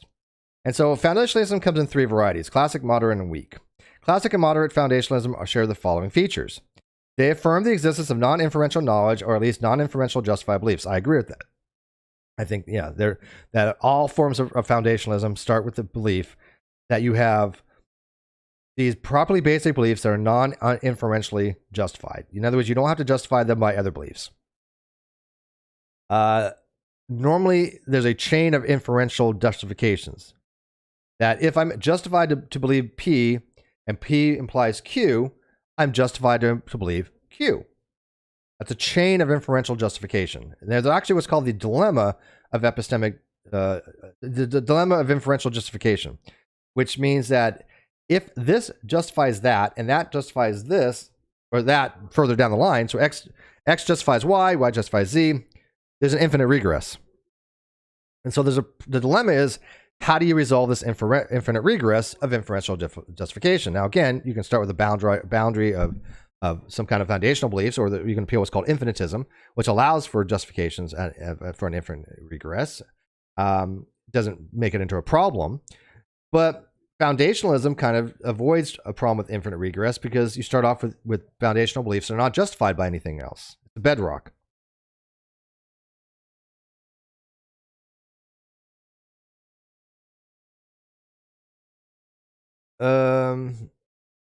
So all other knowledge is justified on the basis of non-inferential knowledge, and all the justified beliefs are not justified on the basis of non-inferential justified beliefs. So that means we derive other types of beliefs. Most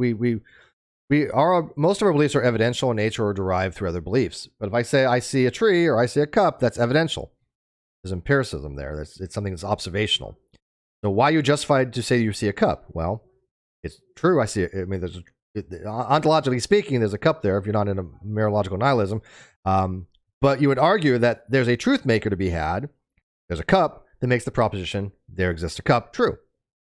And that's called a truth maker, truth condition. Well, it's not a truth condition, it's a truth maker. A truth condition is a relative thing. I'm taller than Cheshire, it's a truth condition. It's a relative thing. There's not a truth maker that happens to be the case that corresponds with reality in correspondence theory, like this cup existing.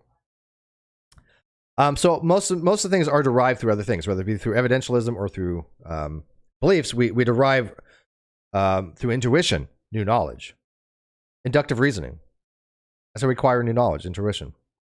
All other knowledge is justified on the basis of non-inferential knowledge. Well, I've already read that. So basically, classical foundation involves the two additional elements. The non-inferential starting points are indubitable and infallible.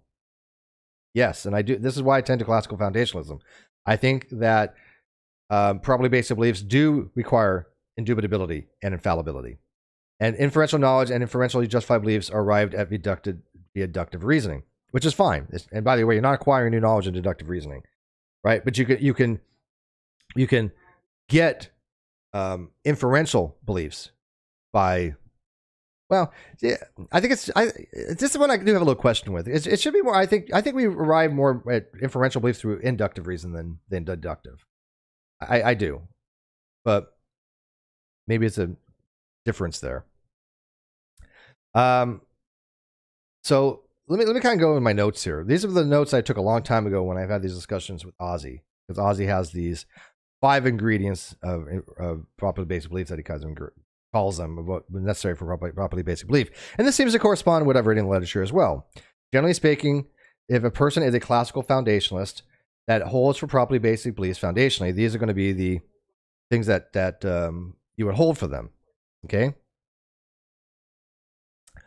1, they're unstated assumptions, instinctive, not learned. And I think that's actually pretty critical. These are assumptions, and they're instinctive from the day we were born. We have things that we recognize instinctually that we don't have to really learn. Right? We accept there's some kind of things out there as a baby. We accept there's some kind of reality out there as a baby. It's not a learned behavior. It's instinctive. Even a baby suckling is instinctive. It's not a learned behavior. It's something that's instinctive, although it's not an assumption. But the baby trying to suckle something assumes there's going to be milk coming out. I'm not saying that's a properly basic belief, but a properly basic belief is assumed. It's instinctual and something that's not learned. Like reality being real is a properly basic belief. This is why I think Aaron gets very confused. Aaron Ra gets very confused because he says reality is real by definition. Great, you just defined reality into existence by a descriptive thing, right? You can't argue by definition of a word. It just makes no sense to do so. Reality is real by definition. No, that's not what mathematics even says.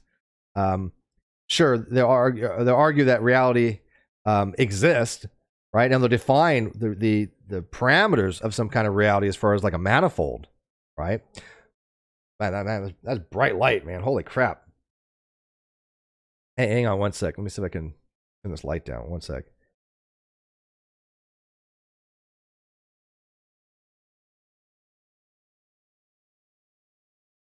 Magic, light. Watch. I'm gonna make the light go away a little bit. Which way? Right. Magic. Oh, go away, sun. I am a god. I am a god. Thank you. I made the sun stand still in the sky. Worship me for 5,000 more years. There you go. Look at that. I made the sun literally go away in the sky. You saw it. You witnessed it. You can testify to it. There you go. Hallelujah. Praise the Lord. All right. So does it make sense that reality is something that we assume to be the case to be real? Because again, there are very good arguments against epistemic certainty. There's very good arguments against can we actually demonstrate or prove reality is real? Well, there's some scientific explanations out there about granularity and simulation. Sure, whatever. But we do assume there's something to be had out there. We do assume that whatever it is we're living in, we have to assume that every morning when we get up. Yeah, I can give you the modal ontological argument another time. Audio, we can do that in a separate hangout. It's not an easy argument, and so I didn't prepare for the modal ontological argument this particular hangout. But another hangout, if we want to do the modalogical argument, we certainly can. But the problem I'm having is that you want to have a discussion on the modal ontological argument, but you don't know modal logic. You don't know the basics of modal logic. You don't know okay, let me answer this. But somebody's going to boot for all of us believing 0.99999 equals 1. The 0.99999 does not equal 1.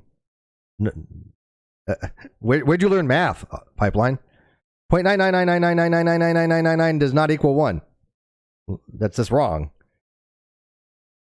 But again, I tell you what, we'll have a discussion on that. If you can tell me right now the difference between necessary and contingent. So what is necessary? What is necessary? What does it mean to be necessary? Pipeline.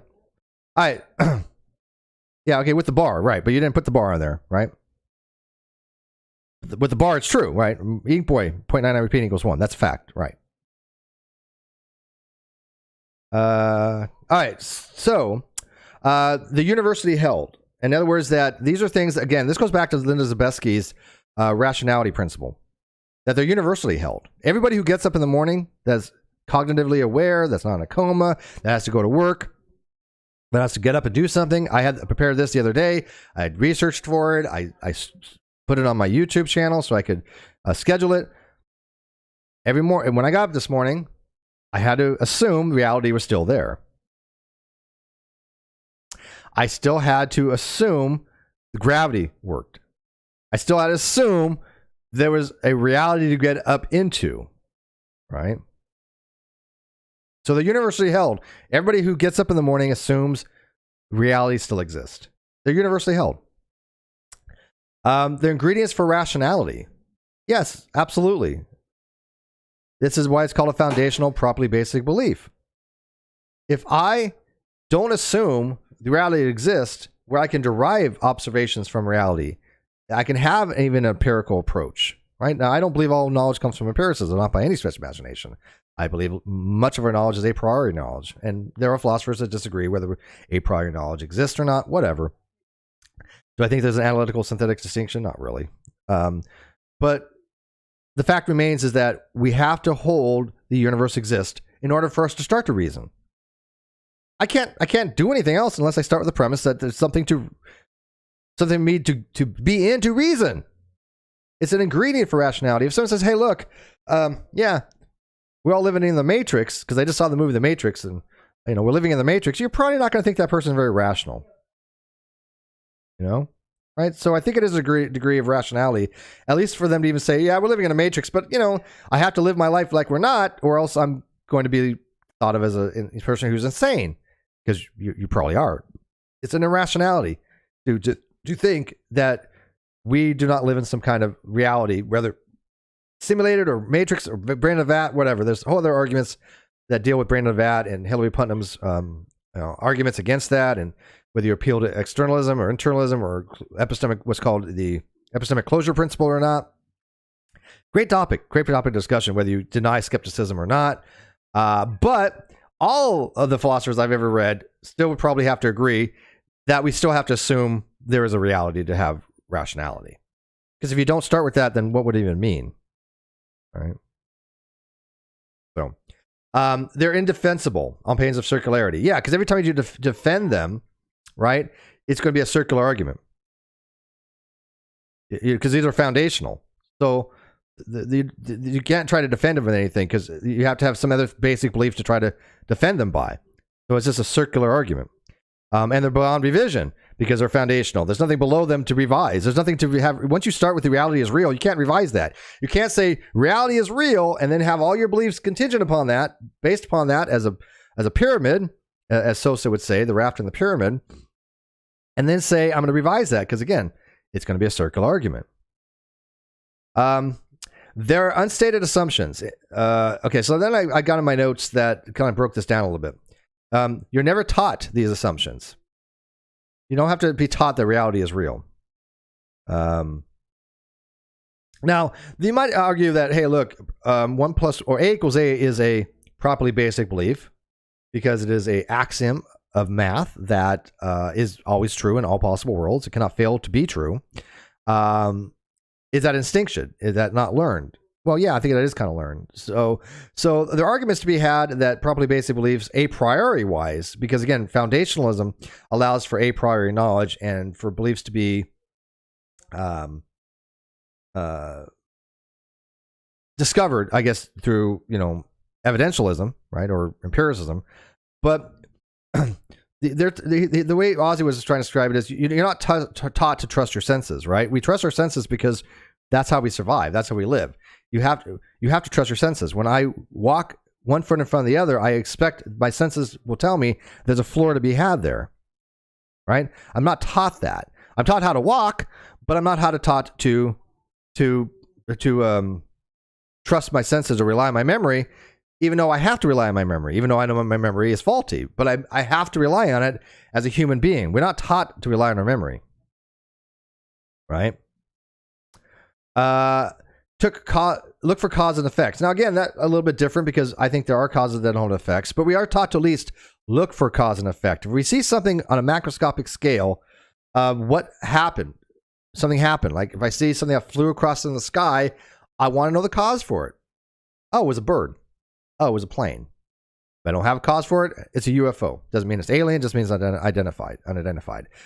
But I want to know what was the causation. Was it in my mind? If it was in my mind, there was no ontological effect. There's nothing real. There was nothing that had ontological presence that actually existed to make any kind of truth statement that there was an object in the sky that flew across my field of view, a true statement. It's a falsity because in a correspondence theory, there'd have to be a truth maker there.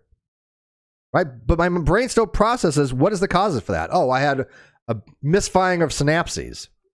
My brain misfired and I had a false belief. Pareidolia, apophenia, where your brain is miscalculating things. Your brain sees a face in something. Your brain is processing this to do this. Is there a face in there? No. Is there an actual face? No. Right? Just appears to be. Right? But what's the causation of why my brain thought there's a face in there? Pareidolia. That's an explanation. I wouldn't necessarily call it a cause, but as pareidolia is the explanation. The cause is your brain wanting to find facial recognitions, because facial recognitions from a baby is one of the most recognizable things for a baby. Think for yourself as self. Yes, I think that's something, again, we don't learn that behavior, right? We do think that, of ourselves as self. We all think we have some kind of self-identification and self-existence. I don't know too many solipsists. So we think of ourselves as a unique individual. We think ourselves as identity. We think ourselves as a consciousness that has senses, right? We think ourselves as having sense data or qualia, experiences, incorrigible beliefs. Incorrigibility, I think, is a big factor too, as far as beliefs, because they cannot be wrong. If I'm experiencing pain, I cannot be wrong about that. It's an incorrigible belief. I cannot fail to have that proposition to be true. If I am actually experiencing pain, right? Doesn't mean it has to be physical. It could be psychosomatic. It doesn't matter. But if I am experiencing pain, that is an incorrigible belief. And also to apply induction. Again, we do this instinctually. We apply induction. There are people out there who probably never even heard the word induction, obviously. They don't know the difference between inductive and deductive reasoning. But daily they use induction. Daily they use induction. They have to, even an abducted argument to me is a form of induction. What's the most likely explanation? If I wake up and I hear the smoke alarm going off, which is one up there, and I smell smoke, I'm going to have an abductive argument. There's a fire somewhere. Why? Because on past experience, when you smell smoke and there's a smoke alarm, there's probably a fire, right? Now, it could be just somebody cooking and there's no actual fire. It could be, it could be an electric stove but something started burning, but there's no actual fire. It hasn't combusted to that point yet. But there could be some other reasons as well. Somebody, put up a smoke bomb, or it's coming in from the outside. There could be a lot of different explanations, but the most likely, the most abductive argument is that there's a fire. And that's intuition, or that's induction, right? So I think we use induction all the time, and we don't have to learn to use induction. We just do it instinctually.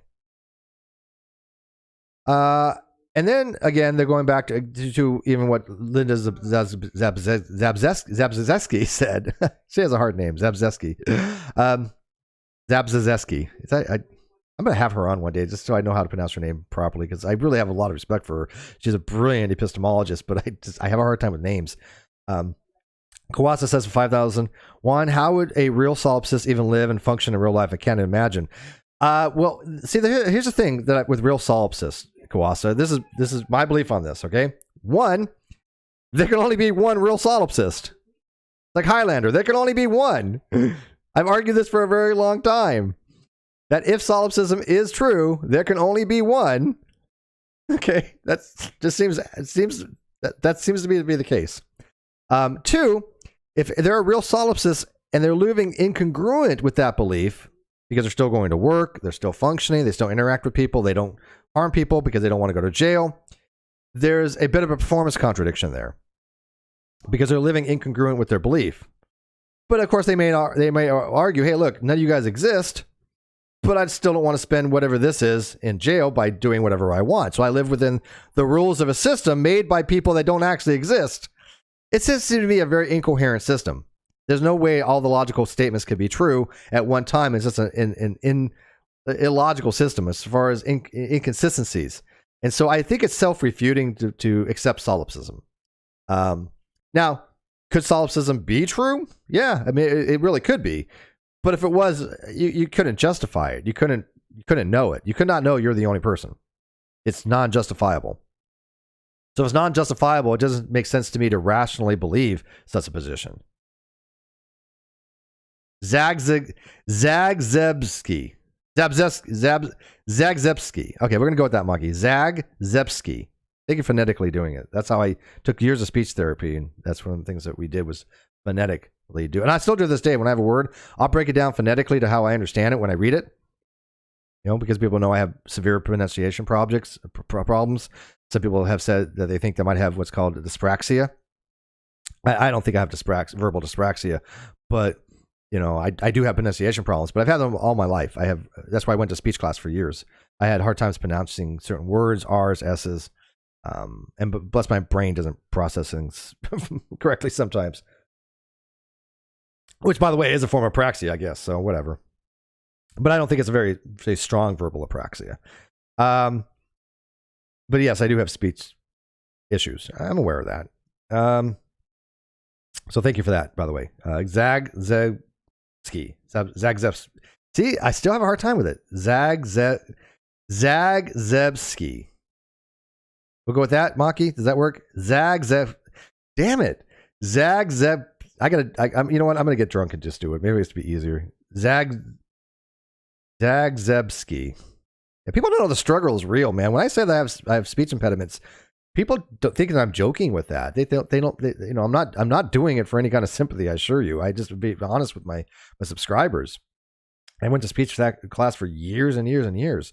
So when people do talk differently and people make fun of them, I take it very personally. I think it's abhorrent because I know what it's like to be mocked for not being able to pronounce things properly and say things that are incorrect or use words incorrectly. It's just, I know what the words mean, but my brain just kind of jumbles it, right? So basically, every solipsist thinks every other solipsist is also wrong. Yes, that would be, I think, a fair, what do they call it? Corollary. Yeah, that's a good word. Corollary, right? Because if solipsism is true, that means that there can only be one. I would think it'd be irrational to think that it's you that are the one and not me, because then what the hell am I? A P-zombie? Am I an automatron? Am I a figment of your imagination? Because if I'm a figment of your imagination, I'm a damn good one. Inkboy, who has been a member for almost 2 years now. Yes, Inkboy has been almost a member for 2 years. Wow, that's a long time. I've had memberships, and that's a long time to contribute, and I appreciate that. And if you want to become a member of this channel, please do so. It helps out a lot if you become a member of this channel. And you get a really cool name and a little symbol, and I appreciate it. So consider becoming a member of this channel, because this is the stuff I like to do. And it's not as popular as some of my other stuff. I get that. But this is what I like to do most. But he says, I am just playing this game called Life. Leave me, the real and only solipsist, alone. Yeah, well, you know what? By the way, there's two games called Life, obviously, and I know you're familiar with both of them. But the game of Life that was originally developed on the early computer system is a very brilliant system. People don't even understand the genius that went into that game originally, Life. It is so brilliant. The conditions that the computer had to do for the algorithm to form different things. It's brilliant. But anyways, yeah, solipsists could say that, right? I'm just playing this virtual reality game, but I'm doing it the best I can to avoid having harm. I'm not going to go out and rape, pillage, and murder, because there's going to be ramifications for that. There's going to be the fact that I'm going to be unable to go out and do more things that I want to do, because I'm being incarcerated for whatever this is, right? So there might be arguments for it, that somebody's just a solipsist living their life. But if that's the case, then why is it not them? Why is it they still have an instinctual need not to harm people? I think most people, I'm not talking about psychopaths and sociopaths. I'm not talking about them. But the average person who has a conscience, we don't go out of our way to try to harm people. Matter of fact, most of us do the opposite. We don't want to see harm, unless it's justified. And I don't mean that as like physically harm, but I mean as in justice, as in karma, legally speaking. Or in some cases, yes, maybe there might be an argument this person needed to get hit. Maybe, right? I mean, I'm not against use of violence in appropriate situations. Just because I say something you don't like doesn't mean you should hit me. But there are fighting words that if I say that are so beyond the pale that I know will probably get my butt kicked. Yeah, maybe I need to get my butt kicked. Not killed, obviously. I don't think anybody should be killed for saying something, right? Even if it's a racial epithet or even if it's derogatory, I don't think it deserves death. But if you say a racial epithet to the wrong person at the wrong time in the wrong setting or whatever, you get knocked down for it, I'm not going to have a big issue with this. I'm just not. Okay. Now, people can argue about that. Well, Steve, you're promoting violence. No, I'm just promoting. I don't give a shit that if you're that stupid to say certain things, knowing in a climate that you're probably going to get hit, and you get hit, I don't care. You done messed up. And we all watch. Look, we watch these videos. We watch people get karmatic justice, right? We watch these people, insta justice, especially like sovereign citizens. They deserve what they get. Why? Because they're acting stupid. And maybe it's a learning thing for them. I mean, granted, going off on a tangent here, but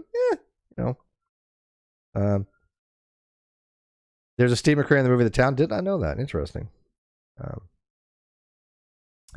John Park says, I remember having to program the game of life in my first programming class. Yeah, and nowadays for most programmers, programming life would probably be pretty simple. I mean, it's just algorithms. But the interesting thing is that the guy that created it, I mean, creating something and be able to reproduce something are completely different things. And I think he was pure genius what went into the basic understanding of that particular game and what it implied. Oh. Because it does affect real life things. There is real applications for the game of life as far as predictive modeling and singularity of things, and it's interesting. Elliot says, what are your ideas on objective idealism? I reject it. If I'm understanding your question, objective idealism would be that we exist in more of a mind of God, or that we have some kind of we exist in some kind of consciousness that can be objectively the case because it's held in a mind, like the laws of logic or something like that. I think there's another term for that called the monastic idealism. But again, if I'm understanding the term, the objective idealism properly. But there are some people out there that do promote that, but I don't. All right, so as Zebzewski said, I think I got it right there. Zebzewski. If I don't think about it, it's easier for me. They're universally held. Cultures make the same assumptions. Yeah. Again, all the cultures have to recognize that reality exists as a properly basic belief. They're ingredients for rationality. To deny properly basic beliefs would be obviously irrational and madness. Yeah, if I say, look, reality isn't real, I can go do whatever I want, that leads to madness. We have no ability to have a foundation to even have rationality after that. When I see people deny laws of logic, they're irrational to me. I mean, there's somebody out there right now who is a charge of an atheist organization who says the law of identity doesn't apply ontologically, but he has no argument for that. I mean, his argument, well, he has an argument. It's just bad. I mean, he applies a temporal component. Well, you have an apple, but over that period of time, that apple decays and becomes a non-apple. There you have apple equals non-apple. No, that's not not how it works. You're not talking about over a period of time. We're talking about the thing that's in and of itself, right? The Kantian approach, something in and of itself, the thing that is the noumenon, that something is what it is. An apple is an apple. An A equals A. You can even say A equals B as far as identity when we're talking about the properties of A equals B. We're not talking about what the symbology is. We're saying all the properties of A equal the property of B. That's the law of identity. Okay? You can have, matter of fact, the law of identicals, the indistinguishability of identicals, uses X and Y. If X and Y are the same properties, then X and Y are the same thing. We're not talking about the symbology. We're talking about what the X and Y represents, the sets of X and Y. So to deny these properly basic beliefs would lead to madness, because I don't think you could ever have a coherent rationality for anything. Elliot says collective consciousness, essentially where individuals have their own perspective of the whole. Yeah. Okay. So I'm in the right ballpark, right? So you're living in the mind of something, a collective consciousness. So each individual has a portion of that objective consciousness that we are part of. But the thing is with that is, how do we determine that objectivity? Objective in philosophy tends to mean that we can go discover it by ourselves.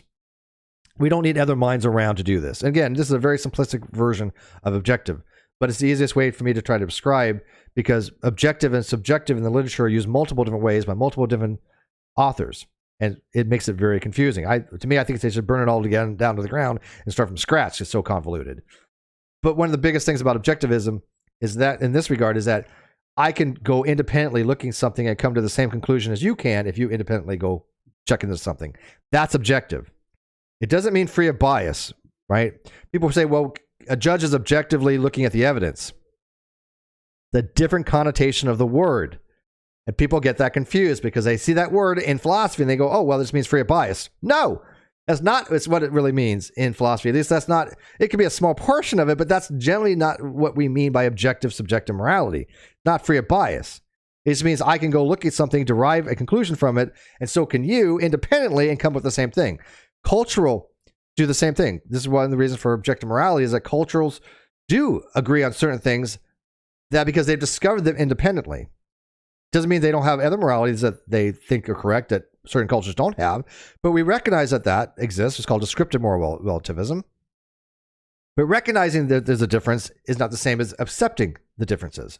I can basically say, with my moral framework, certain things are just wrong. And people say, well, an atheist can't have a moral framework to say what's right or wrong. That's just hyperbole. These people have no business talking about moral philosophy. None. Because there are ways to justify saying something is wrong from a non-deistic point of view. Absolutely there is. Absolutely. Whether you're an atheist or a non-believer, and they're not the same thing, people.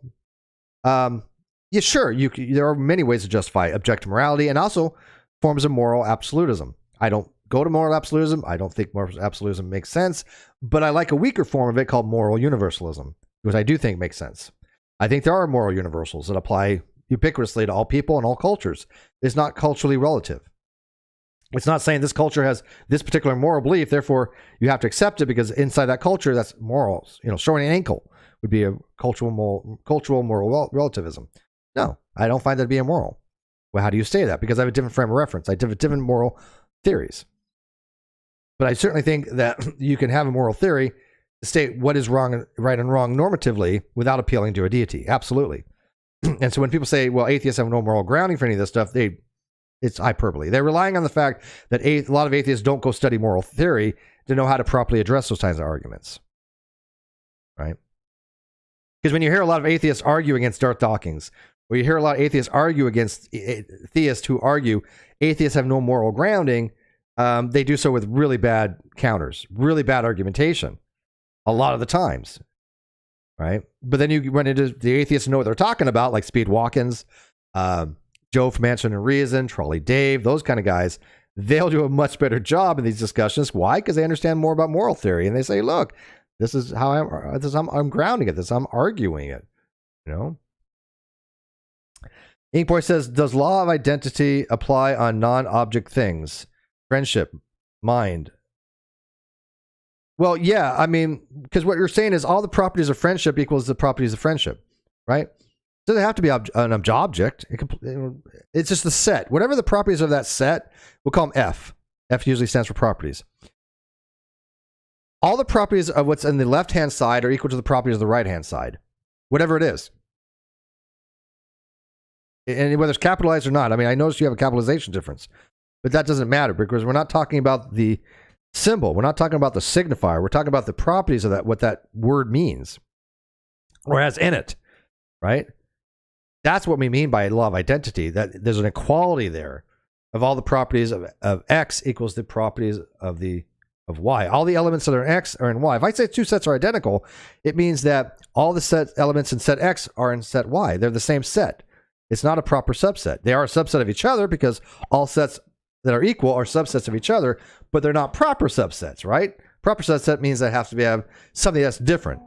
If I have the set of 1, 2, 3, a proper subset is 1. A proper subset is 1, 2. A proper subset is 1, 3. A non-proper subset is 1, 2, and 3. But that is a subset. All subsets are subsets of themselves. Again, going back to a little bit of set theory, which is, by the way, not my area. Okay, set theory is difficult. I don't come to me for set theory stuff. Okay, I just have a very, very nominal understanding. Oh, okay. Capitalization didn't make a difference in this thing, but yeah. So, but we're talking about properties, though. No problem, Elliot. Hey, Elliot. At least I'm surprised that because I do this stuff spur of the moment kind of stuff a lot of times, and so people ask me questions that I've just haven't looked into a long time. So I'm just happy that I got the gist of what objective idealism was because I happened to read people don't get it. I actually read stuff. I know it's weird. I don't read a lot of stuff whole. I used to criticize because I said a long time ago I don't read books. And people were mocking that, oh, Steve's a poopy head. Steve's stupid. He doesn't read books. But of course, like most things, people that are just not very intellectual are just stupid. They take things out of context on purpose in order to try to troll. But what I meant by that is I very rarely take a book and read it from start to finish. Especially like this kind of book. These kind of books on philosophy. Because why, they're very, very difficult. And two, I just don't learn that way. I read a chapter at a time, or I read a paragraph at a time, and I'll go back and I'll read it more of a reference than a whole book. Now, that's not always the case. Like, I have some books I have read start from finish, like Neil Shubin's You're in a Fish. Read it from start to finish. Great book. Highly recommend it. But it is rare in a philosophy book that I'll start the philosophy book and read the whole thing as a whole. Okay, papers I'll do that way, but not always either. So when I say, well, I don't really read books, I meant it as I don't really read them from start to finish. But of course, people took that out of context. Go figure, right? I do read. Let's see. So, where are we at here? Or violated basic norms of deduction. Yeah, I mean, we have understandings of there's basic rules of inference, right? Modus ponens, modus tollens, and other forms of inductive reasoning that if we don't accept certain things, they're going to violate those terms of deductions, those normative basics. Do you really want to go through life not being a logical person? If you deny the laws of logic, non-contradiction, and law of excluded middle, and law of identity, and you don't have a good reason to, as in forming a new logical system or appealing to a different logical system, that's perfectly fine to do so. There are logical systems that deny law of excluded middle, deny law of non-contradiction, the paraconsistent logics. Perfectly fine. But if you just say, look, I'm going to deny a law of logic. Well, why? Well, I just think the law of logic, I just think the law of identity is wrong. Well, why? You're not being rational.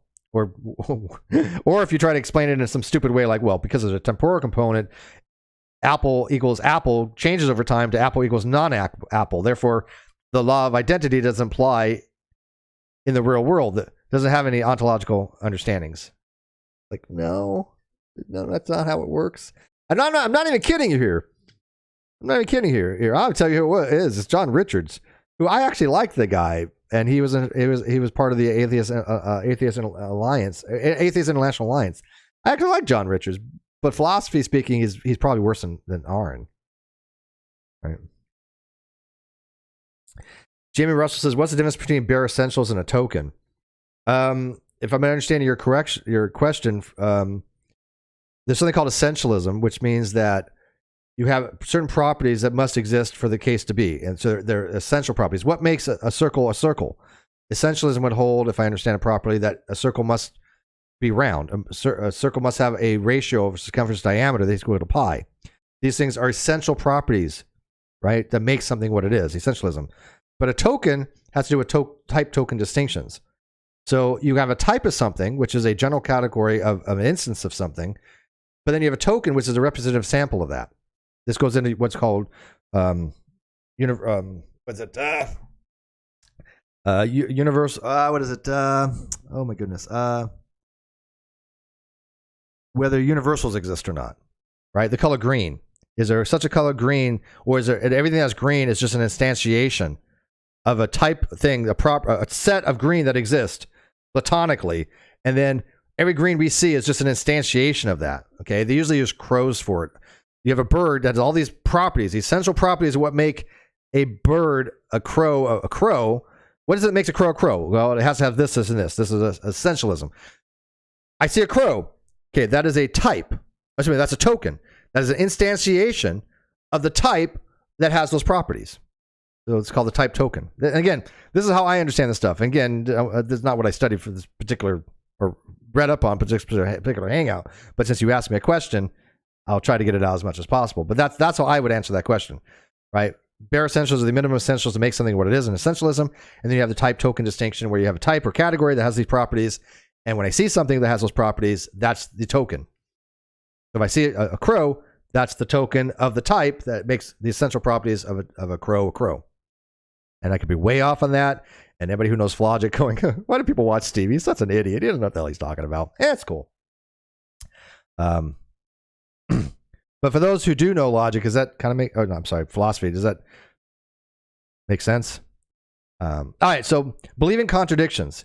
Yeah, I think that obviously, if people want to believe contradictions and it's not talking about pairs-consistent logic, there might be some problems in their ontology, because if you can believe contradictions, you can believe anything. You can justify anything. You can argue anything. This is called the principle of explosion. And so when you have the case where, hang on, when you have the case that, one sec. Yeah, I'm typing. When you have the case that you can believe anything, then how are you rationally believing anything? Because how do you justify anything? Because you're like, yes, square circles exist. How? How do you justify that? How would you justify believing that square circles exist? How would you even argue such a thing? Or that you argue A does not equal A. Okay, well, how do you justify that? Well, I'm going to throw in a temporal component. No, now you just lost the plot, right? Now, like I said, there are reasons to why to have logics that don't have principal explosion, which are the pair-consistent logics. One subset of that is called dialtheistic logic that allows for true contradictions. Okay, but the principal explosion, ex falso cubet, is that how you pronounce it for the Latin people out there? Ex falso cordibet. I hate pronouncing this shit, but whatever.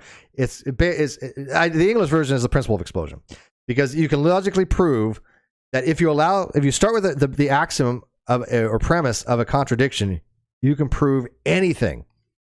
I can prove anything if I start with something that's a contradiction. I've seen this done.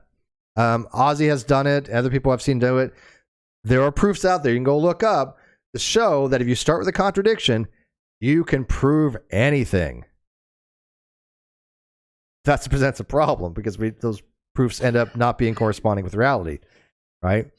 So if I prove 1 equals 2, because I can if I start with a contradiction, did I really prove anything? No, because it's you have a contradiction. You started the contradiction, you ended with some falsities, but it's proof that is valid. Right? So you don't want to start with a contradiction because of the principle of explosion. Yeah. Yes, you do get a form of deductive explosion, it's called. So let's see here. They don't have properly based beliefs. If they don't have properly based beliefs, we think something's wrong with their minds. Yeah, that's a psychological thing. If people go around saying, the universe isn't real, or that external minds don't exist, we're probably going to take them as being irrational. We're going to probably think that something's wrong with their cognitive faculties. And they're probably going to go to an asylum and be mentally evaluated. Because if you start with the proposition that reality isn't real, you can justify anything, including harm to people, which presents a problem. Well, hey, you're not really real. Hey, Kano, you're not a real person. I can justify walking over right now and beating the crap out of you. Why? Because you're not a real person. You don't feel real pain. She's like, yeah, try it, Steve. She's like, I dare you. Oh, Kano's just so awesome. She's like, okay, come on. I'll show you that I'm real. But it's true. I mean, think about this. If I start with the assumption reality isn't real, therefore everybody that exists in reality isn't real, I could literally try to justify in my mind's eye committing crimes, which is going to be dangerous to society. So we're going to try to lock those people away. We're going to try to get them out of society where they cannot do harm to society, because they have a foundational error in their epistemology about their beliefs that the reality isn't real. Now you can say, well, how do you know they're not wrong? Well, it doesn't matter. This is the whole point of this. Even if reality is not real, you have to assume it's real, or else you end up harming people and causing problems and doing harm to yourself, because you're going to end up in jail because you broke laws. And who came up with the laws?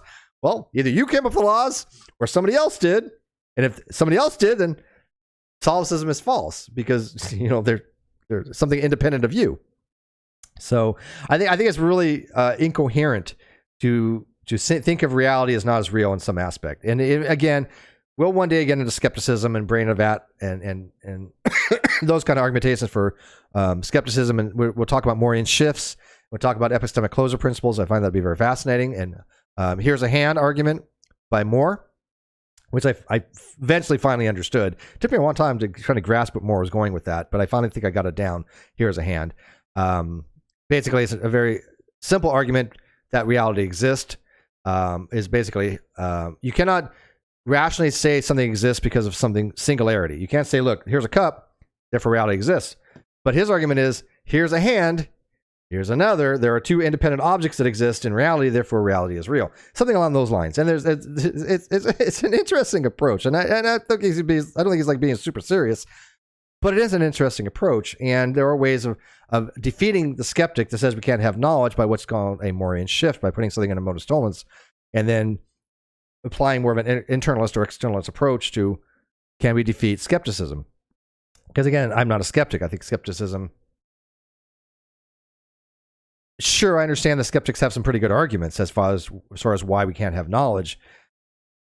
But I do think we have knowledge, and I do think that there is a benefit to have knowledge, although again, does it really give us any more benefit to cross the street if I know there's no cars as opposed to I believe there are no cars?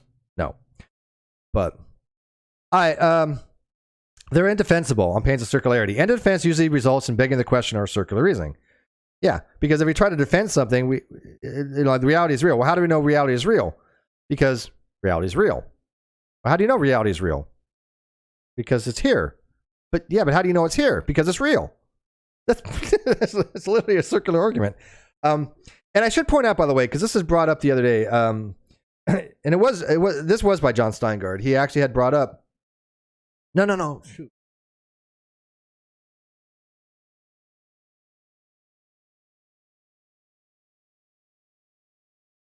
Oh, I know who it was. It was what's his name? DJ Morey. What does he go by? Democracy of the Dead. Let's call him Democracy. MJ. I call him MJ. He had said so many names over the years. I've known him a very long time. But he also has a channel called Democracy of the Dead, and he had put out on Twitter that he kind of came to the conclusion that all deductive arguments are circular. And I'm like, yeah, but you haven't made any profound statement that isn't not really known, because, and he already knew this, but he really didn't like bring it up. But I was like, look, yes, all deductive arguments like modus ponens are circular in a way, but it's called rule circularity rather than premise circularity. There's a difference between rule circularity and premise circularity. Premise circularity is always fallacious. Premise circularity is A, reality exists, B, reality exists because it's real. Those are premises that are circular. They're contingent upon the other. They're not deriving anything. It's premise circular. Why does the universe exist? I mean, why is the universe real? Because it exists. Why does it exist? Because it's real. That is a circular argument. I think everybody would recognize that, and that's fallacious. Doesn't mean it's invalid. Therefore P is not invalid. Therefore P is not invalid, but it is circular. But there's something called rule circularity, which means you're using rules of inference, like the laws of logic or modus ponens, to justify your deductive argument, which is circular, but it's a rule circularity. And so that's considered to be non-fallacious. And so rule circularity is not always fallacious, but premise circularity always is. But when you start with a defense of something, again, reality is real. Well, how do you know it's real? Because it exists. Well, how do you know it exists? Because it's real. Same thing with God. People have said the same thing with God. So, well, God exists. Well, how do you know God exists? Because God's real. Well, how do you know God's real? Because he exists. That is circular reasoning. And people do the same thing with the Bible. And again, I think there's a little bit more hyperbolic, but the Bible says God's real. Well, how do you know the Bible's true? Because God says so. Well, how do you know God said so? Because the Bible said so. Yeah, and that is circular reasoning. I mean, that's not non-circular reasoning. But I don't know the reason I say it's not really a great argument, because it's kind of hyperbolic, because I don't know a lot of theists that actually do that, right? But if they did do that, then yes, of course it's circular, right? I mean, would you guys not agree that's a circular argument? The Bible says God exists. Well, how do you know the Bible's real? Well, God says the Bible is real. Okay. Yeah, that's definitely circular.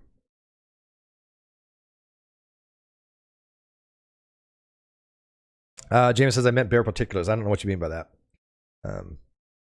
A particular is a particular thing about an object, right? Particulars would be circularity of a circle. That's a particular thing about a circle. Green. This cup is green. That's a particular thing about this particular cup. It's green. It's not a universal, right? Green is not a universal for this cup because this cup doesn't have to be green. It's particular. But the problem with universals is the color green universal? Is there one color green and then every green is an instantiation of that color green? That's what's called the problem of universal, or the problem of universals. All right, so moving on here.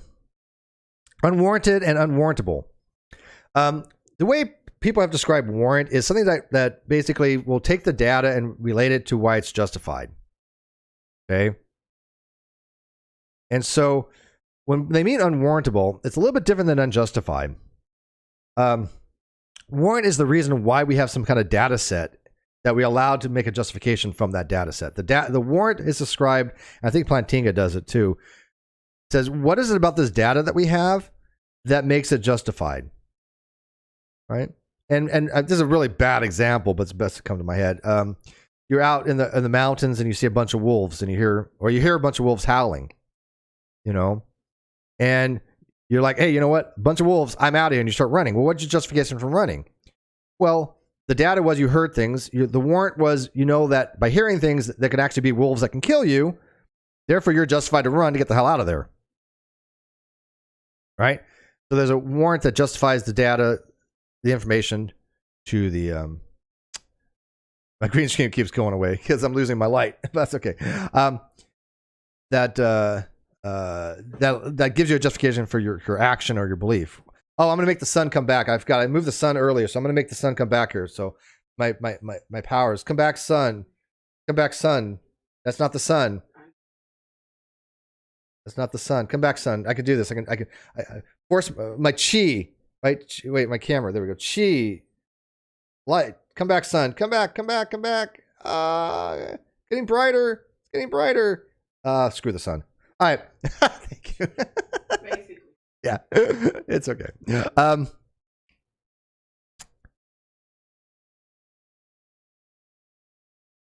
right. So they're unwarrantable. In other words, there's no way to relate the data to the wow, now my sun just completely went away.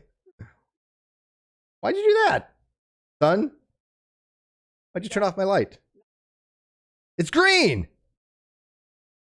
I need light. I need light.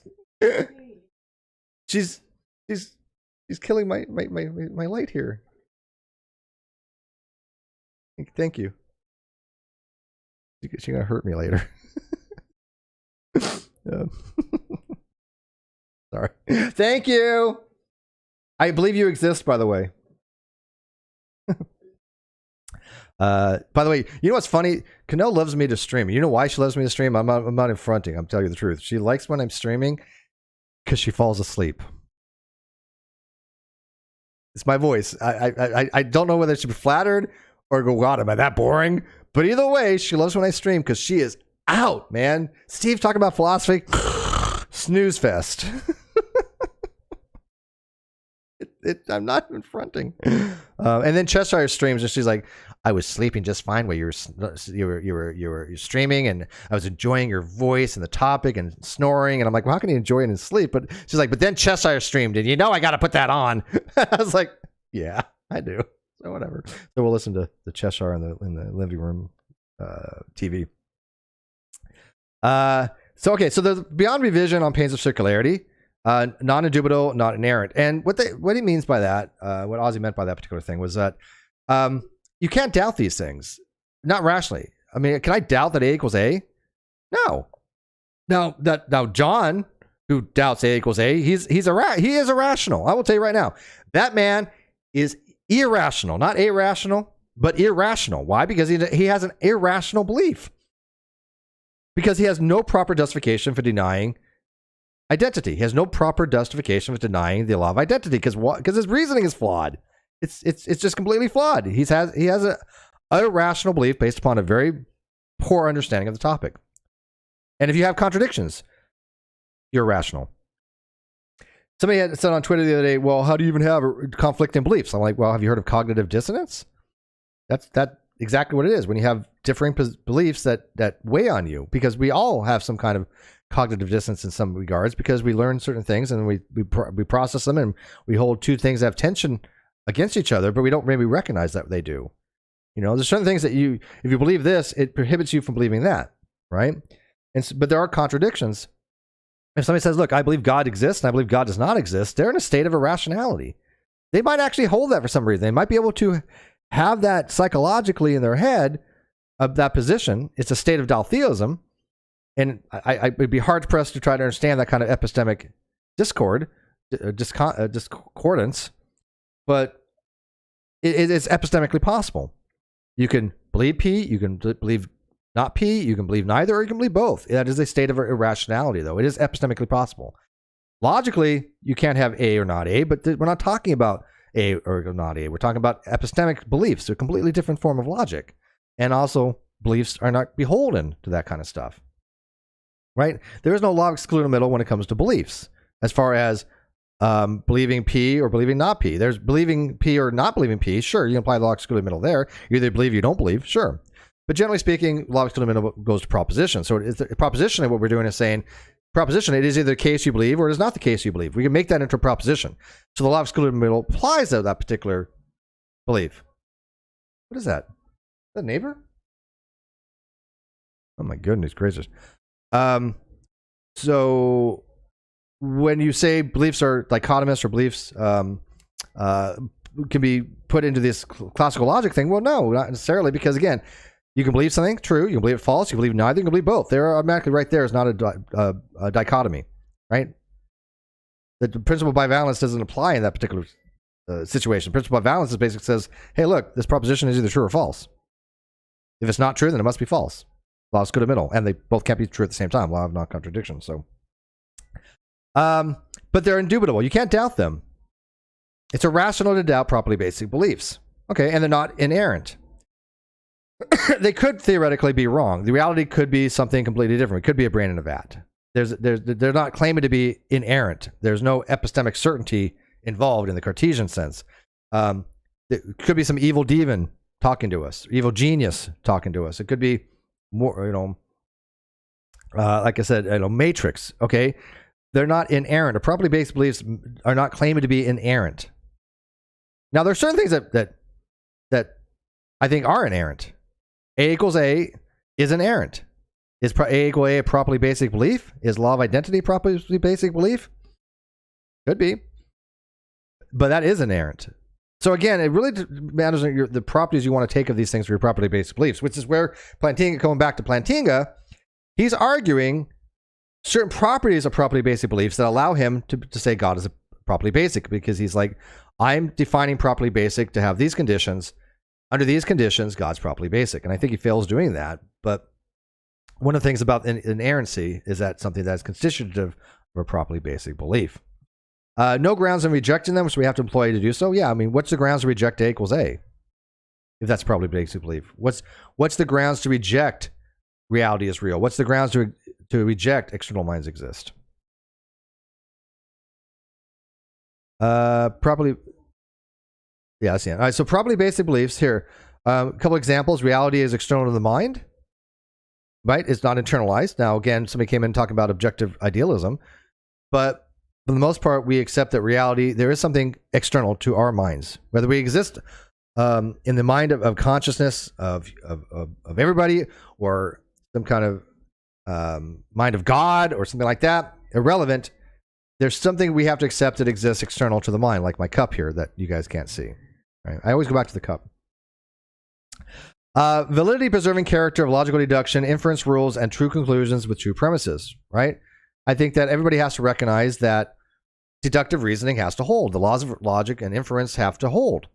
Always. Modus ponens is not all of a sudden not going to be a valid rule of inference.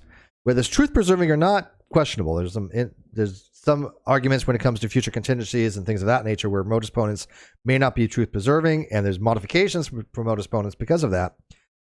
But we still recognize that as a rule of inference, right? If P implies Q and P is true, Q is therefore true. That's a valid rule of inference. We don't think all of a sudden that tomorrow that's going to stop working. Validity of induction. Reliable conclusions must be the case. In other words, we can infer things inductively, but not deductively infer them if we're using inductive argumentation. We cannot say something is the case with certainty. We can say it is the case based upon induction, but we cannot say that it must be the case. Big difference with that word must, because must implies necessity. If it must be the case that all circles are round, it is necessity. It is an essential property of circles that they have a property called roundness. Right? A circle cannot fail to be round. It's essential. It's essentialism to that circle that it is round. And so when we have a valid induction, we cannot make that conclusion something that must be the case. It cannot be a necessary deduction. Now, there are things that go into modal scope. There's something that can be necessary within the scope of the argument, but not universally held.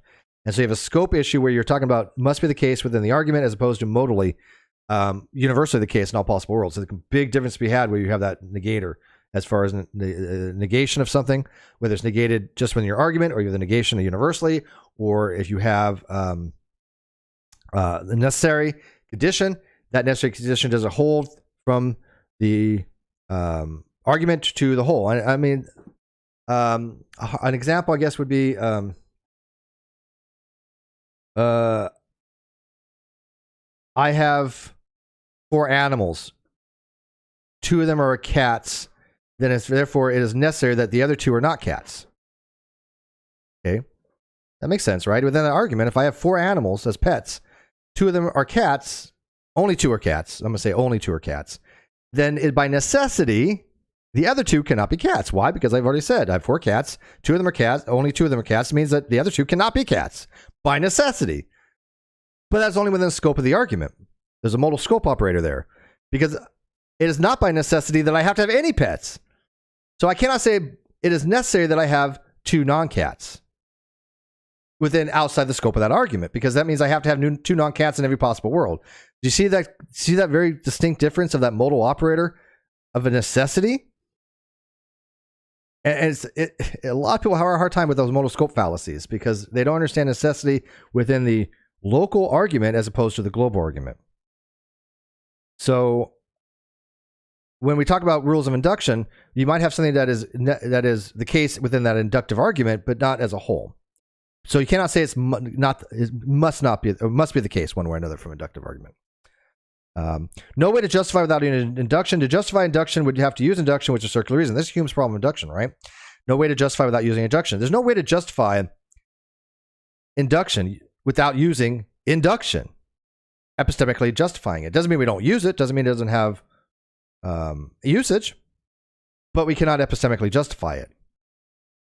Now, there are other papers out there to try to justify Hume's problem of induction without using induction. One of which I think is a semantic approach.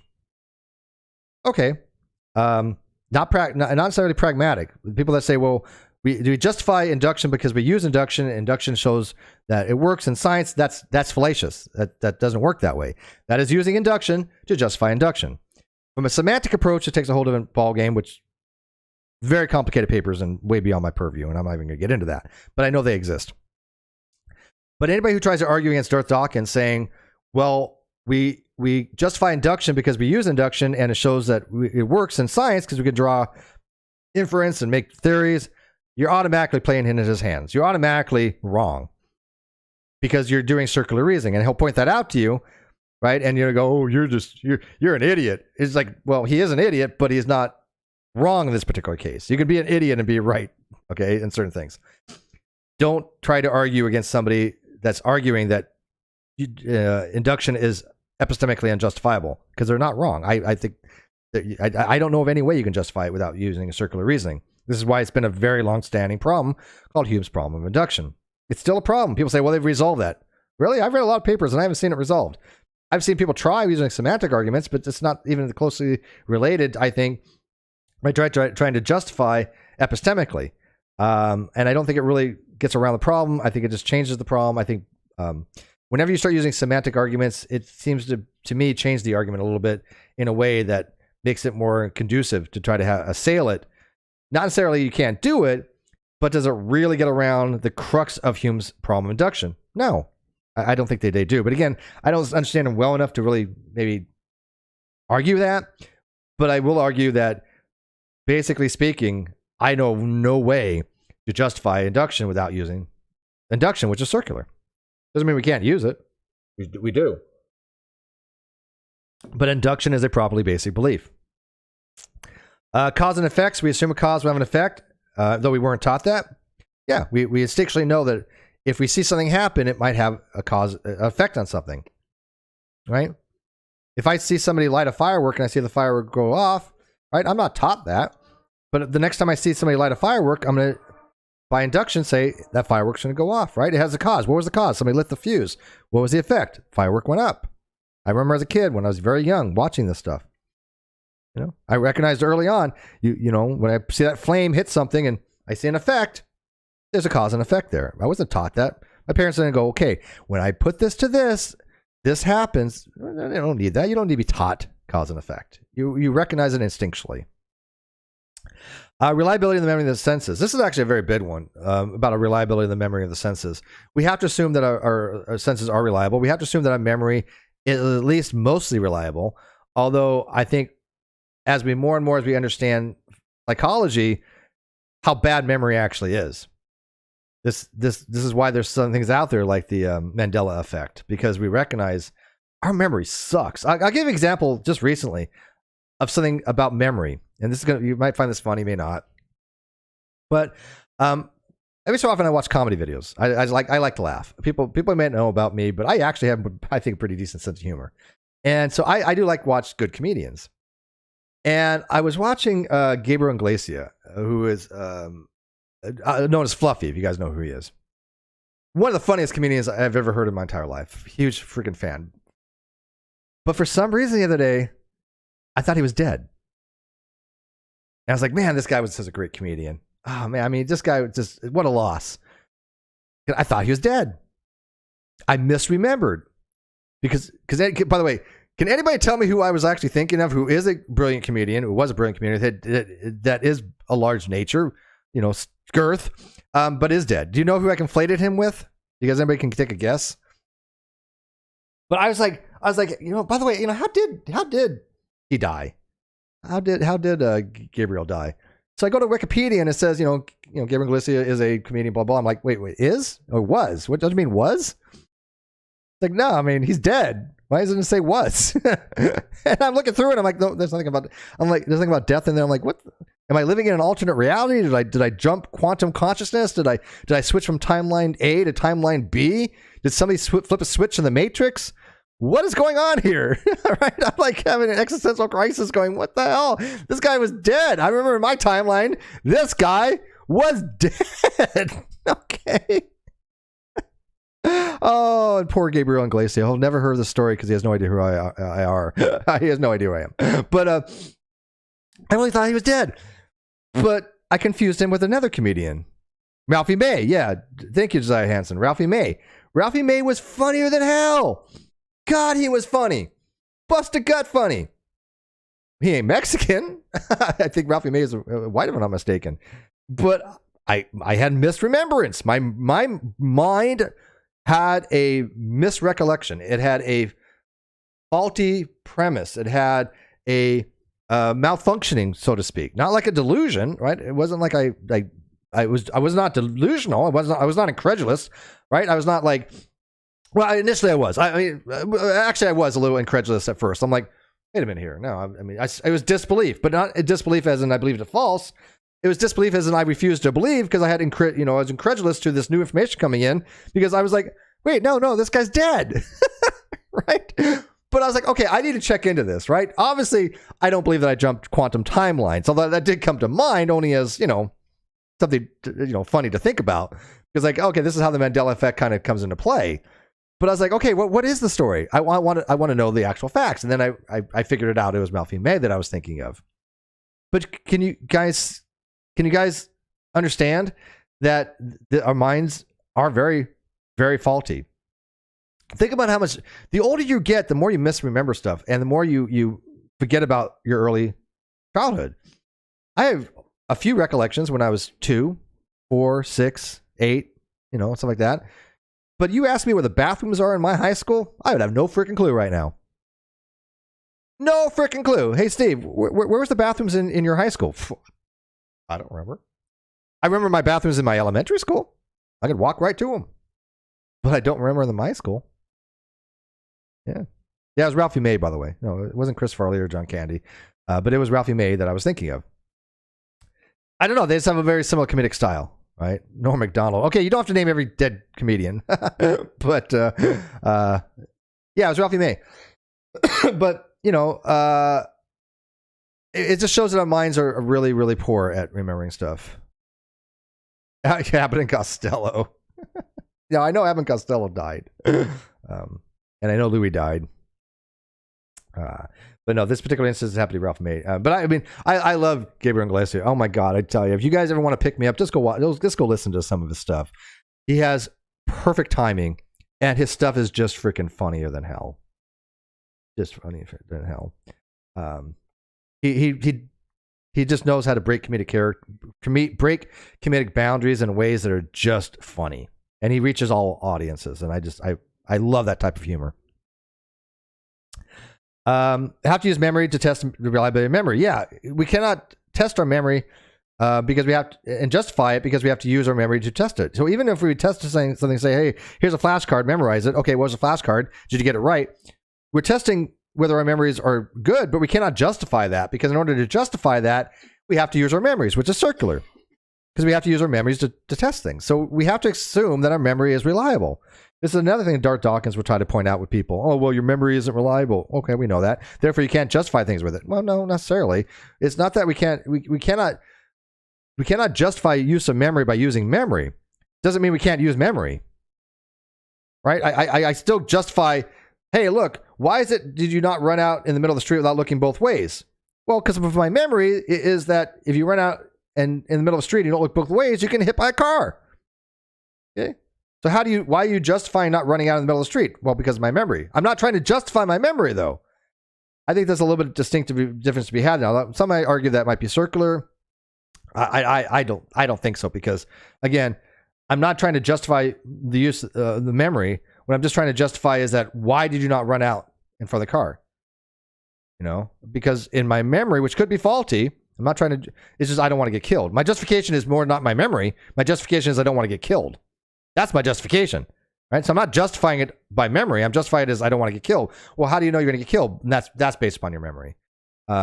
So, because again, you don't have to be real careful, because I can't say, well, why did you use induction? Well, induction works. Well, yeah, but that's circular. That is circular, right? Because I'm justifying the use of induction by using induction, which justifies the use of induction. That's circular. But I'm not trying to use my memory to justify the use of memory. What I'm justifying is that because of my memory, I don't want to run out and get killed. That's a pragmatic approach. And I think there's a fine line between that kind of argumentation and the use of induction.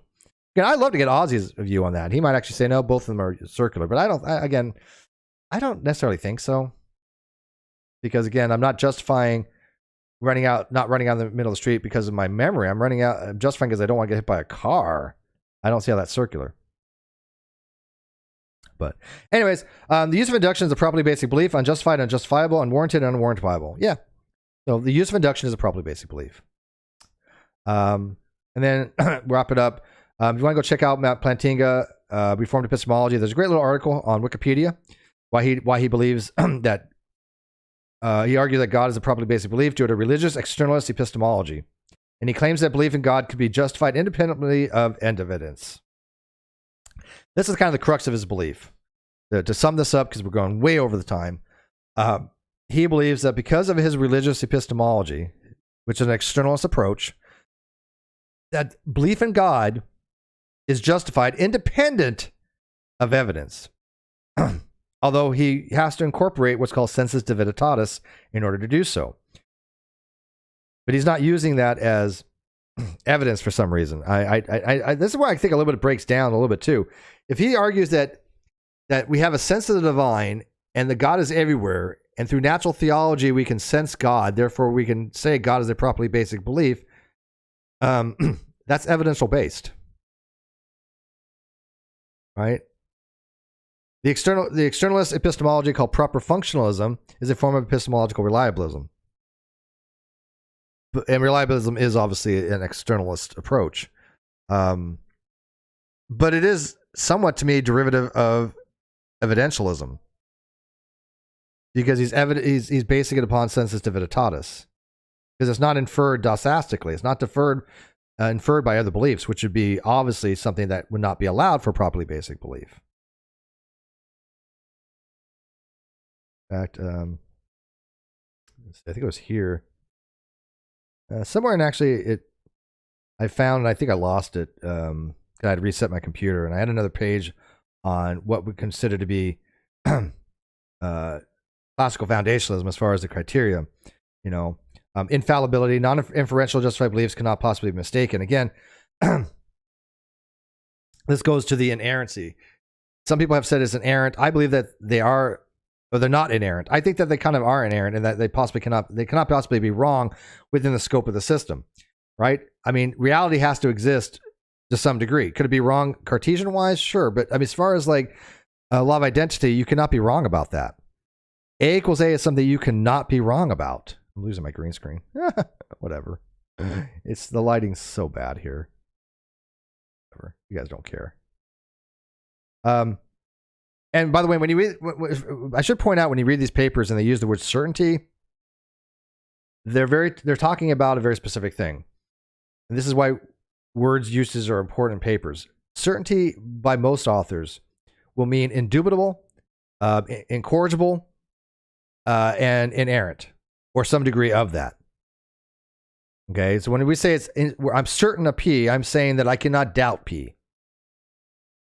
Doesn't mean that, it can't be the case as far as some kind of bigger picture. It just means that I don't have the ability to doubt A equals A. It's indubitable to me, right? I mean, go ahead, try to doubt A equals A, unless you're John Richardson, who doubts A equals A because of some weird temporal thing. Most of us cannot just go, yeah. I doubt that. I doubt A equals A. No, it's indubitable, right? And so when they mean certain, that's what they're talking about, because there's different types of certainty. There's objective certainty, there's subjective certainty, there's epistemic certainty. But we're talking about indubitability. We're talking about, look, I cannot psychologically have a sense of doubt. So, anyways, what do you guys think? I'm going to wrap this up. I appreciate you guys coming to my TED Talk. This is a subject that I find to be very interesting. And the fact that when Dr. Fuzzrana had asked me, hey, Steve, what do you think of Plantinga's argument on properly basic beliefs? I'm like, oh, yeah, I don't think it's good. And I had already looked into it before, so it wasn't like something I was just coming out of the blue on. But I was like, yeah, I'm going to do a little presentation on that, because I want people to understand why I believe Plantinga has a bad argument. Yeah, Kima Marcus says, Census Divinitatis seems to be an innate instinct. Yes, that's exactly what it is. It's an innate instinct given by God, supposedly. And by that instinctual innate instinct, when we see God in everything, we can derive that God exists. Therefore, it's a properly basic belief, which again, Plantinga has to change what properly basic belief means in order to make his argument. Because again, or at least means conventionally, because these are the conditions for properly basic beliefs as I hold them. These are pretty standard, right? But he has to remove some, like for example, a universally held. That one goes about the wayside with Plantinga. I don't have to universally hold God exists. It's not a universal thing. But that's why he calls it reform, or they call it reformed epistemology, right? Reformed epistemology changes the criteria for what is generally accepted as a properly basic belief in order to argue God is a properly basic belief. Do I think that's disingenuous? To a point. Do I think that why Plantinga does it is because he has a religious belief? Yes. Do I think it's objective? No, I think he's biased. I do. I think his argumentation goes really bad because he wants that to be the case, and so he tries to come up with the defenses and argumentation to support his religious belief. Doesn't mean I don't think he doesn't do well in other areas. I mean, like I say, he's a very, very well-known epistemologist and philosopher, and from what I understand, a very nice guy. But I do think that he has to do a lot of mental gymnastics and a lot of changing of what is meant for a properly basic belief in order to justify his argument. And I really wish I could find where I had what it was for classical foundation is. I thought it was in this paper, but it is not. I'm not seeing what I'm looking for. This is way down here. Now, maybe I think it was on SCP though. But it basically was just like, okay, these are basically the conditions for probably basic belief. They're non-inferential. They're non-dosastically inferred. They can be justified through evidence, through an evidential approach, which again, hit or miss. I don't know which is the case for classical foundationists, whether you can justify it or not. Some places read they're justified. Some places that read they're not justified. Maybe you guys can leave notes in the video description. What do you guys think? Go research this.